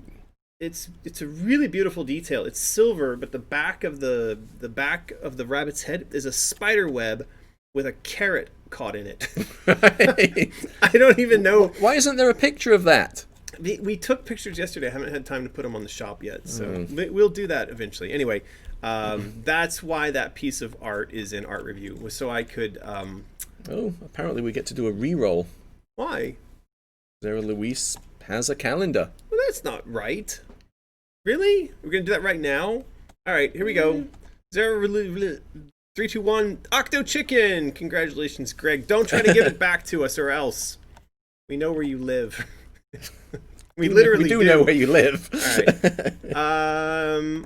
I think that's I think that's it for art review. We're done. Ah! We are done. We're done for art review. Now we're going to devote the last 30 minutes of this live stream just to updating you what's going on with our pitch to Redacted. So the thing is that we are pitching. We showed it off last week, or the last time we did a live stream. The PDF that's got the game concepts and the studio and the team, and of course, at the forefront of all this is Oz, because what Redacted have done, they've asked us to go and build a studio and then build Oz first to build the studio on top of, and then we would go and build an Alice game. So that's, damn it. I pressed the button too many times. I scared myself. I thought there were 3 pieces of Oz art in here. What's going on? 1, 2. But it's not showing up. Okay. I think I broke something. Ah! I don't know what happened to it. Anyway, you guys know what Oz looks like. Now, we were trying to deliver. I don't know. I can't find it. Anyway, we were trying to deliver the presentation to Redacted. I think by like the 10th of this month of October. Now, obviously, we missed that date. The problem is one of the things that happened is as we began to flesh out what we needed to build a studio and build a game, whether it be Oz Adventure or anything, they had said to us, hey, we could probably see our way to giving you like $4 or $5 million US, which if you're uninitiated, you may think, hey, that sounds like a lot of money. Take the money and run and go make a game. But the thing is, like, the last Alice game cost us, $10 million in direct development costs, and then a lot more in other costs related to it. The total budget on the last Alice game was like $18 million. So if you try to adjust to the difference in how much more expensive things have become since we made that game, if you tried to make the Alice game again now, it would cost more because of a thing called inflation. So anyway, as we were exploring this notion of Oz Adventures, which by the way, the Redacted, they love. So they're on board for the concept, and that's great because it's a good concept. But we couldn't figure out how to make this be what we'd want it to be for the amount of money that they were saying that they would give to us. So we actually spent the last kind of 2 weeks working on. There we go. So we've been working on the budget and the pitch. So this is kind of the biz dev side of stuff. I mean, some people find all this stuff boring. Some people are interested, but this is a document which basically outlines our rationale for why $4 or $5 million isn't enough, and in fact what they need to give us is closer to like $10 million. And we think we've made a pretty clear case for that, and I think that we have the sense, based on the back and forth we've had with them, they are open to the conversation. Because I wrote to them and I said, hey, we're getting a little frustrated over here. We don't know how to make this work for only, $4 or $5 million. And maybe this is just a fail. And they wrote back and said, no, we don't fail. We still want to talk, and we're still very interested. We'll figure it out. So what we've been working on is the rationale for building a studio and how the studio works financially and the team and all other kind of stuff on a $10 million investment. It changes a lot, though. We have to kind of work through this quite a bit. Anyway, some of what we're talking about in all of this is that we really want to change the way we think about how game studios and developers monetize, like how they make money. Because right now, so many games are monetizing off of things like loot boxes or off of online microtransactions, and for a lot of players and for a lot of games, that's just not suitable. Some people don't want to engage with that system, and a lot of games, like a narrative story-driven game, isn't compatible with that method of monetization. Any comments there, Rick? I know it's hard for you to. You've seen this document, so I don't know why you're looking at it. Some people guessing at different money amounts. Comically, we've got a $2 trillion there. What? Why are they guessing at the money amount? It's not a secret. Arthur was mentioning the fact that you get to pet a tiger in Oz if you are Anne Hathaway. Daniel seems that Redacted seems like the beta Peter in this relationship. I don't understand. What does that mean? You know, the alpha is the one that is the alpha. And when you were like, they were like, no, we can make it work. We can make it like. No, I guess that's what they were trying to. I mean, come on, these guys, the guys we're talking to have like a $500 million investment fund for games. I mean, I have a stuffed tiger, so they just win. Just come on. Anyway, so this document does go through and describe what we're doing, why it makes sense, that our business model is not just what they would normally be pitched by a normal game developer saying, hey, give us money, we're going to make a game. No. What we're outlining is that we are going to build a model for game production which starts with our consumers, with our customers, our fans. It's what we've been doing via Patreon. Consumers and fans will be involved from day one. There'll be an early access model. And then we're also going to link in the notion of the merchandise being a tool for marketing. Because one of the things that I've learned and all my friends in the industry have learned is that without discovery and without marketing, you oftentimes will just die because nobody knows you've made a game. Problem is there's so much competition in the marketing space around games that, and this is what ultimately killed Spicy Horse, was that just a single click on Facebook to get somebody to look at your mobile game can cost $25. Just click and boom, $25. Doesn't even mean they installed the game. They don't even have to install the game. They just have to click on the ad. Just remember that next time you're on Facebook and you see an ad for mobile games, and if they piss you off and you don't want to see any more ads for mobile games, just click on them. Because it's costing the person who put it up online $25 every time you do that. You don't have to install the game, you just click it. Anyway, our model here says you could avoid all that marketing nonsense, which is done and it's a big burst at the end of a development, if you spread the marketing out and reshaped it into connection with your consumers and merchandise like we're doing via Patreon and Mysterious.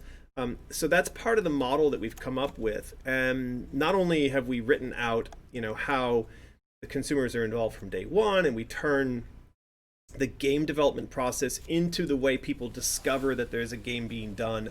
We turn game development into a form of marketing, and we don't do the traditional marketing at launch, which is how most games still are done. Movies are done that way. You make a thing kind of in a secret dark place, and then a month before it's going to get launched, you blitz people with marketing. No, we don't want to do that. And then we want to focus on what's called long tail, which means that, like Alice continues to sell to this day. And I think much to EA's surprise, it has an incredible long tail, but EA is not as a business set up to capitalize on the long tail. When we tried to explain this to them about their own game called American McGee's Alice, which had an incredible long tail, they couldn't see it. They couldn't wrap their brains around it. It wasn't the way that they model things. But the way we've modeled this is that games like Oz or games like Alice Asylum will have an incredible long tail. That means there'll still be awareness and sales happening with them, 3, 4, 5 years after launch. And again, using the merchandising for marketing and awareness, and having players have early access to the game to make sure that the game actually is good. Like, you don't surprise people with a bad game that you've been working on for 2 or 3 years, and then like surprise, terrible game. Would be pretty terrible. You don't want that to happen. So this, for those of you interested in the business development side of things, this is how we record and make the case for what we think is a structural shift in the way that games are funded, developed, marketed, and released.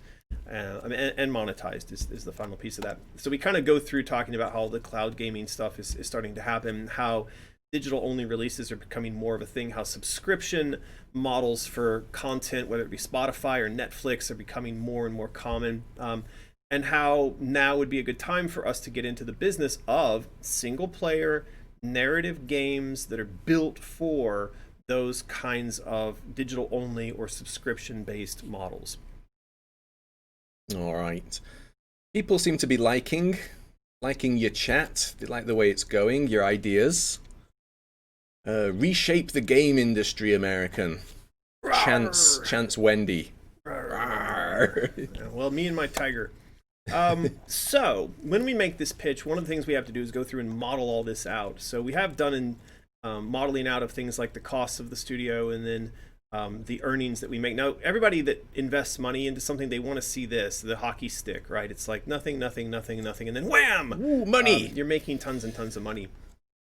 And then the sales cycle for the Oz game. So we've done all the modeling based on all the information we've pulled from our experience and from previous games that we've worked on and launched to build out a fairly robust financial snapshot of what the business looks like and what we expect in terms of projections for sales and stuff like that. So yeah, this is just kind of the graphs and stuff that we're going to put into. This is a high level document that shows our thinking. Now, what'll probably happen is they'll look at this and then they'll say, show us your numbers. In which case we have to then pop up, where is it? We have to pop up this. Now this is where like the rubber meets the road. This is where we basically flesh out how much the studio spends versus how much the studio makes. And we do that by detailing out all of the costs of the employees, of the software, of the rent, and then also modeling out projections for what we think will happen in terms of income from merchandise and software sales and things like that.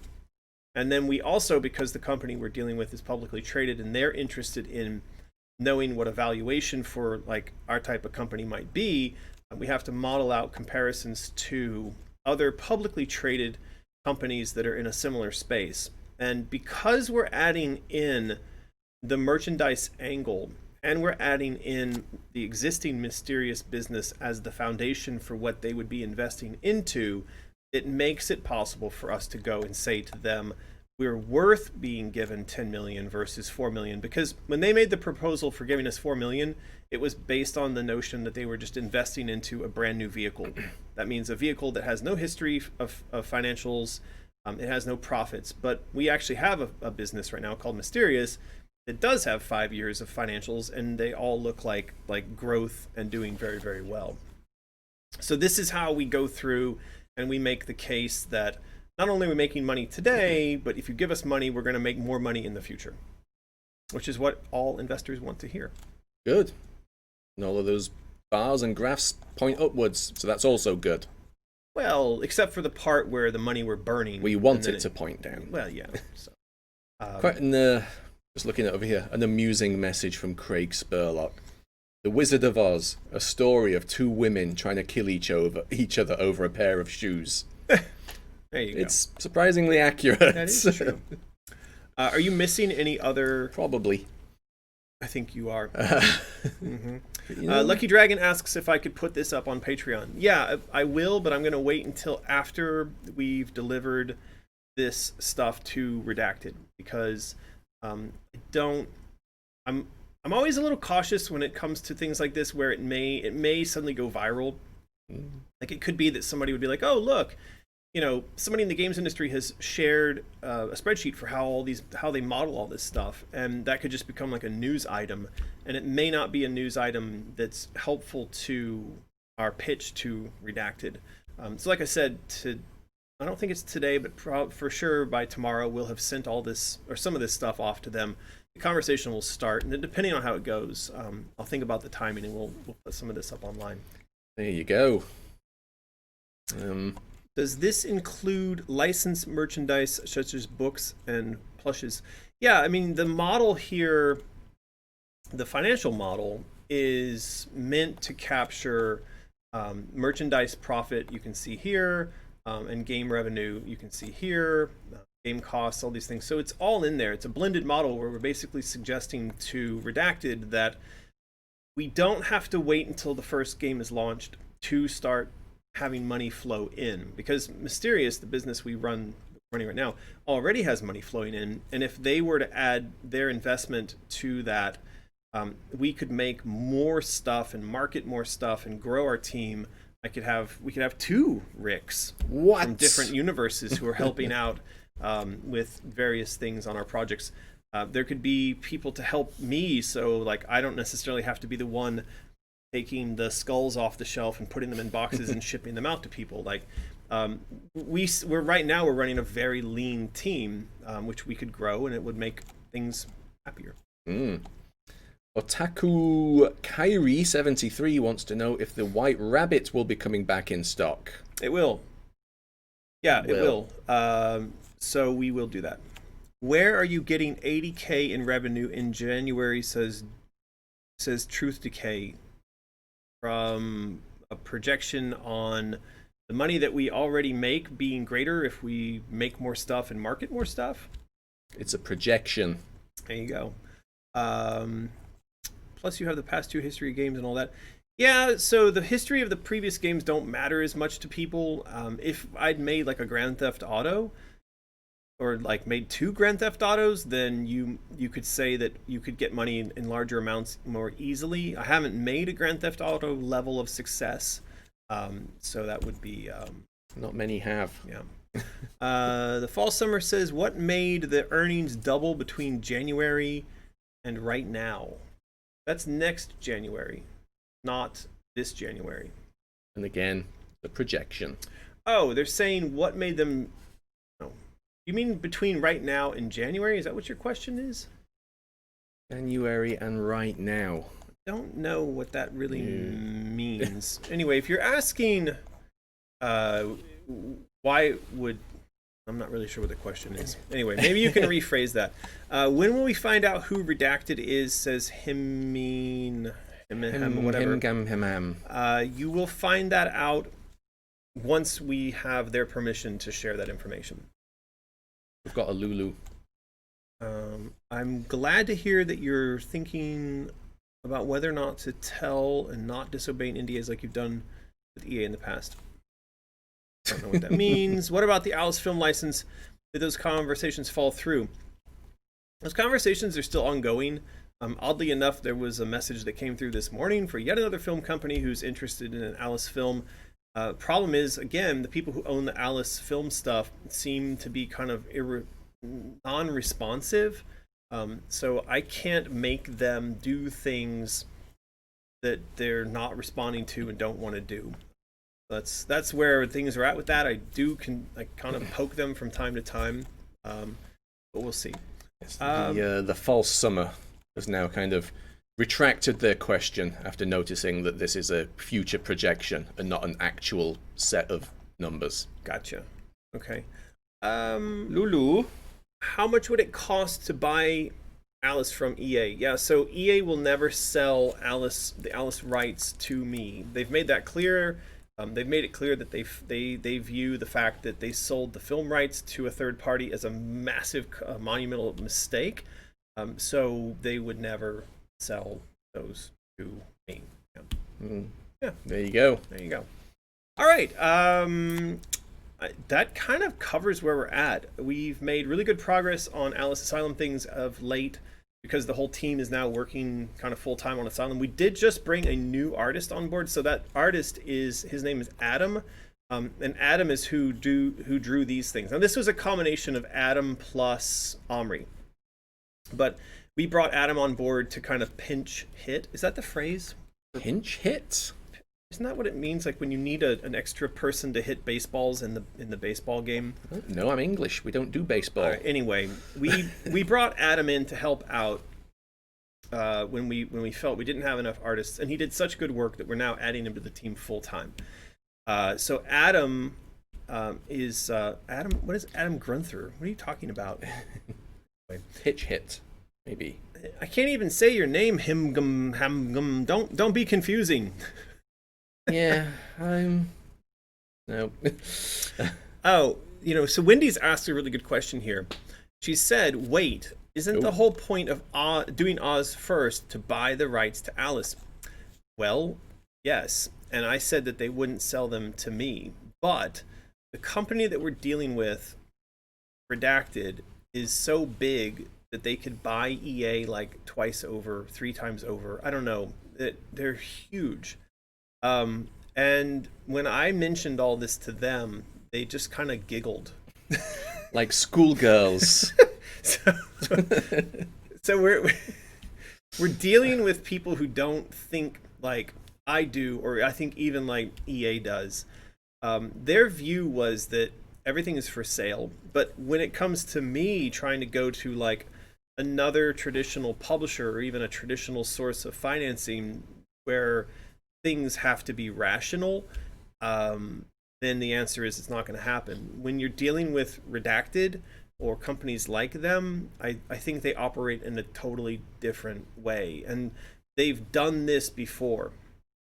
This is a model they've done. And they've done it on pieces of IP that also you would have said couldn't have been sold, from companies you would have said would never do that. So they kind of sort of warp the time-space continuum to do whatever it is the hell they want to do. So I just say I trust them, they'll figure it out, but that's not going to be me. Yeah. No, Lucky Dragon, there's no way to snatch the rights away from them. That's not a thing. Okay. Redacted is bigger than EA? Jesus. Bigger than Jesus. Well, EA is actually not that big. I think they're now the number 10 game publisher in the world. Wow. They've fallen down the list pretty far.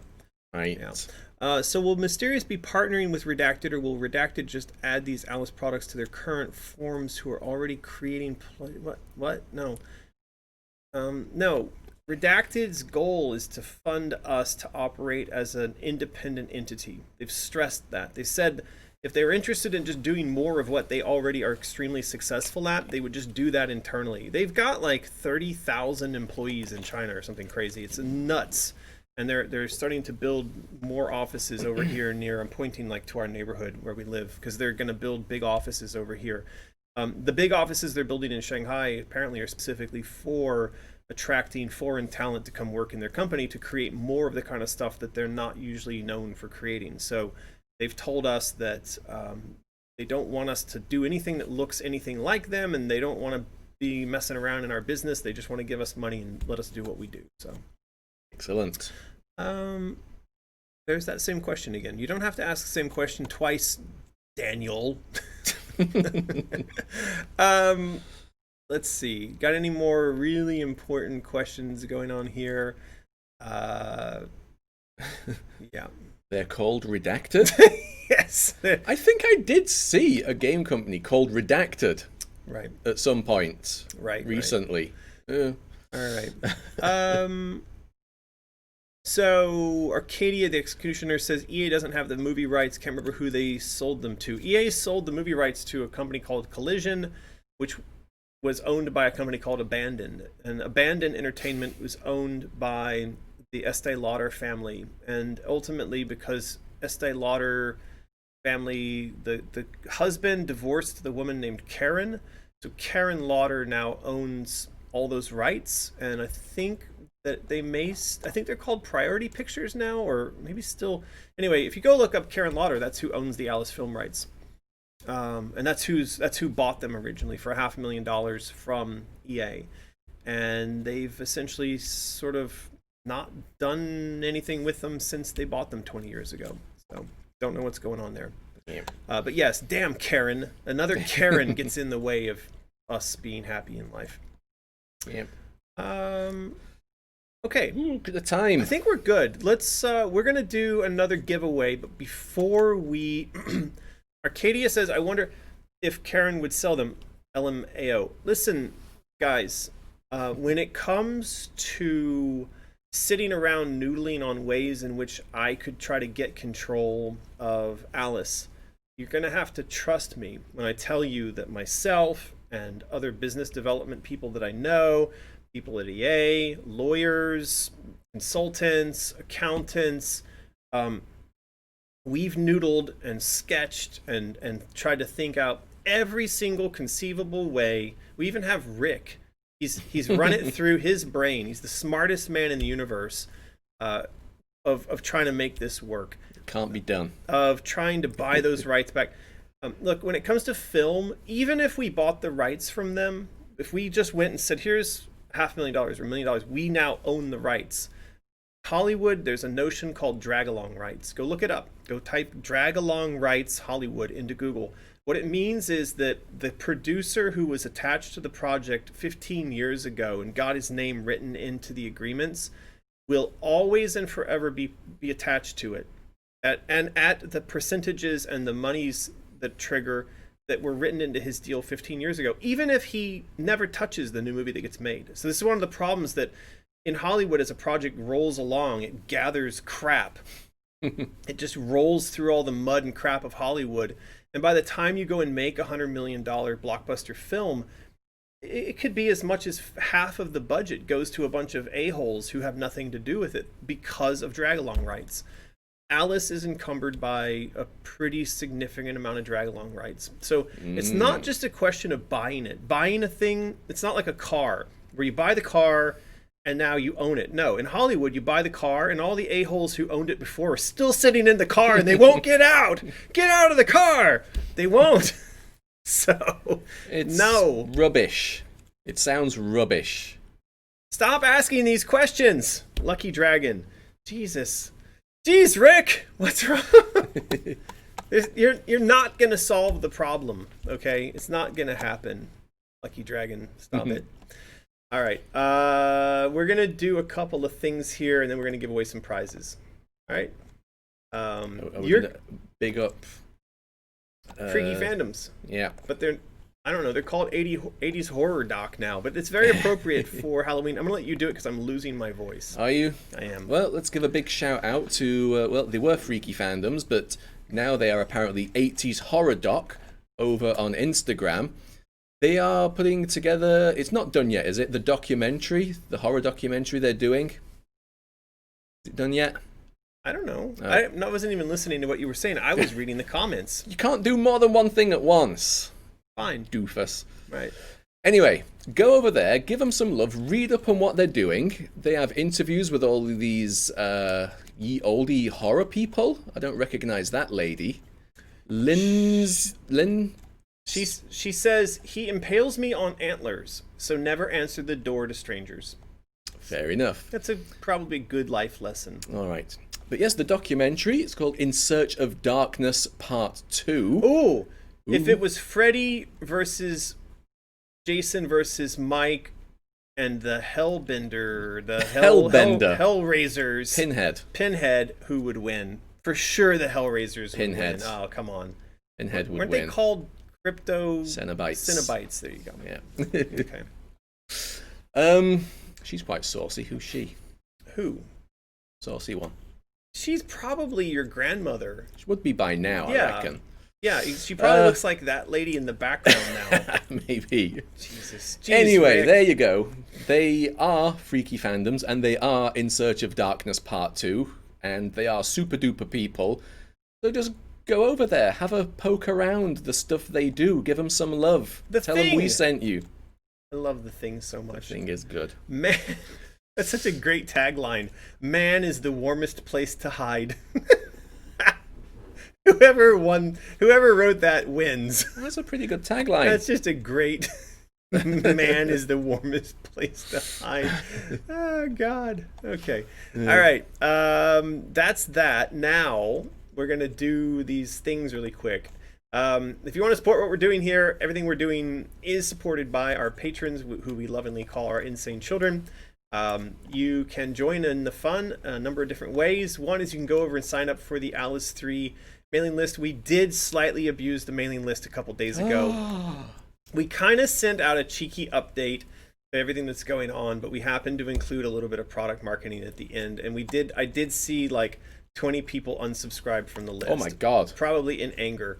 And anyway, so go sign up because we need to get those 20 people back. We lost 20 people from the 50,000 that are signed up over there. So go sign up on the mailing list.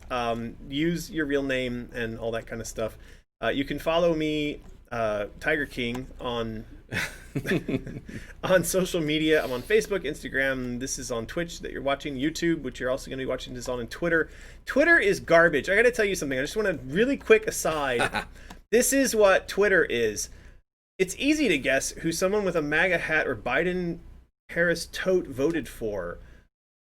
Why would you do this? People are dying, and you want to ask what a person's refrigerator looks like. This is the state of U.S. politics. This is Twitter. The New York Times is making people guess people's fridges mere days before an election. I just feel like the U.S. isn't even real anymore. I don't know what you guys are doing over there, but you never once make me regret moving to China. Okay.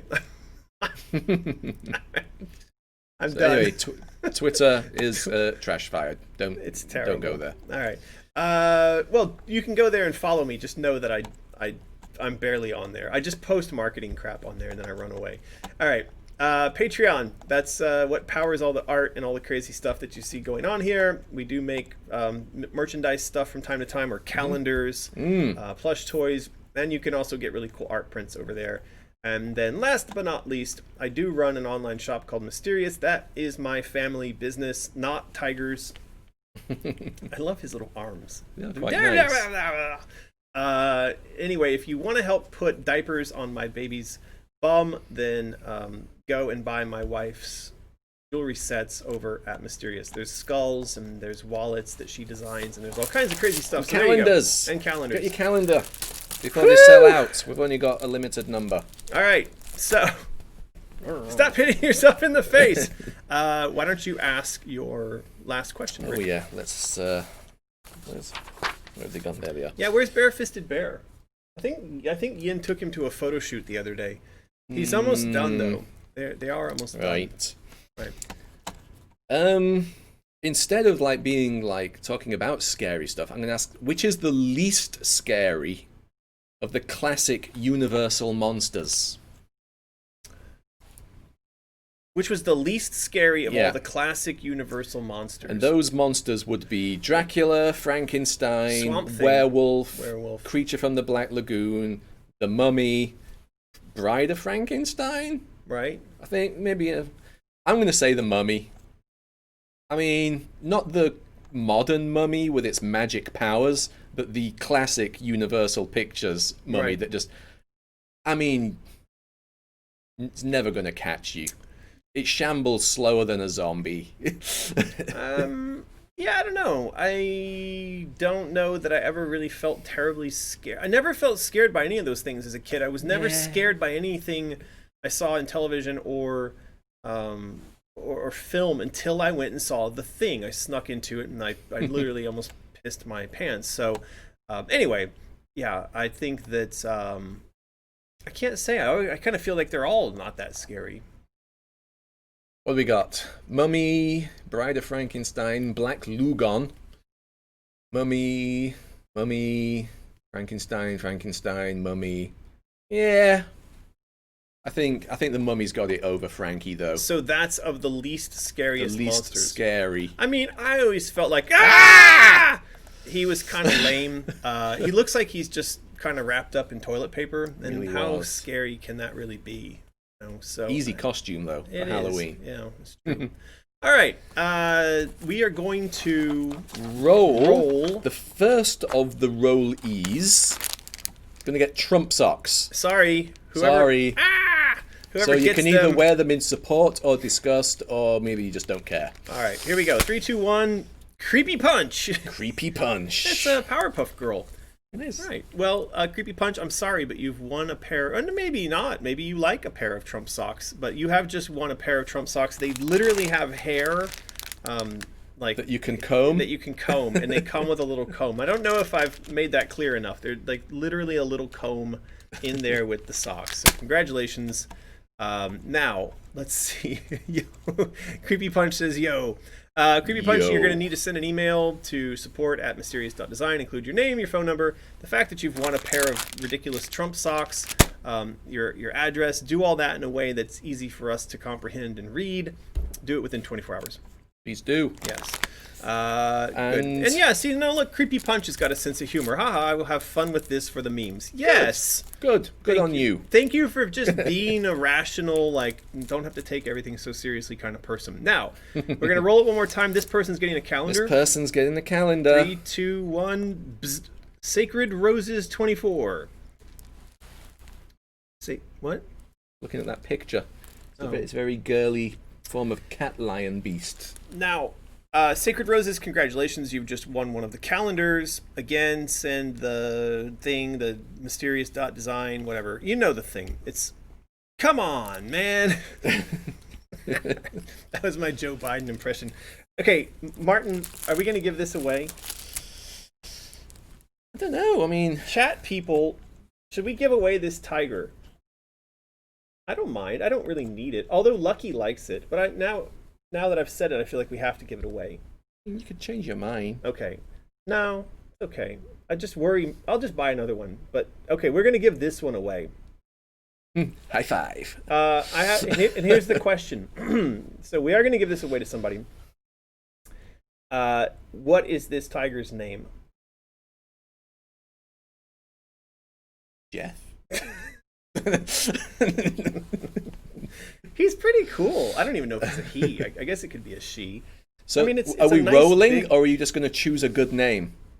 Oh no, I think we're still going to roll. We're still rolling, right? Redacted.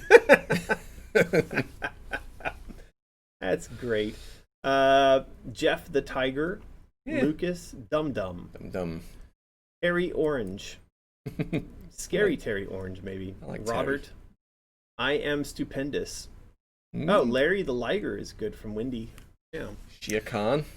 All right. Well, Martin, do you want to press the button? I'll let you do it. Martin's gonna tickle Nightbot over there for you. Okay. 3, 2, 1, go. Our Amaranth Bunny. Congratulations, Amaranth Bunny. There you go. All right. You tell Well Amaranth done, what you. to do. You have won, Jeff the Tiger. Send us an email, support@mysterious.design. Tell us what you won. Give us your name and address formatted correctly on lines and your telephone number. Do that within the next 24 hours or you're not getting it. And that's that. Amaranth is not even responding. Do we have to wait here until Amaranth responds? But I have a question. Are we going to go to lunch dressed like this? Nope. I don't think anybody in China would understand at all. There would just be... There is Halloween here. It's actually quite big here. I might go to a bar tomorrow or Saturday like this. That's a good idea. I did that as Goku. I might try to scare Lucky like this. I did actually try out this wig in front of him, and then he just got angry and started pulling it off of my head. Oh, so no.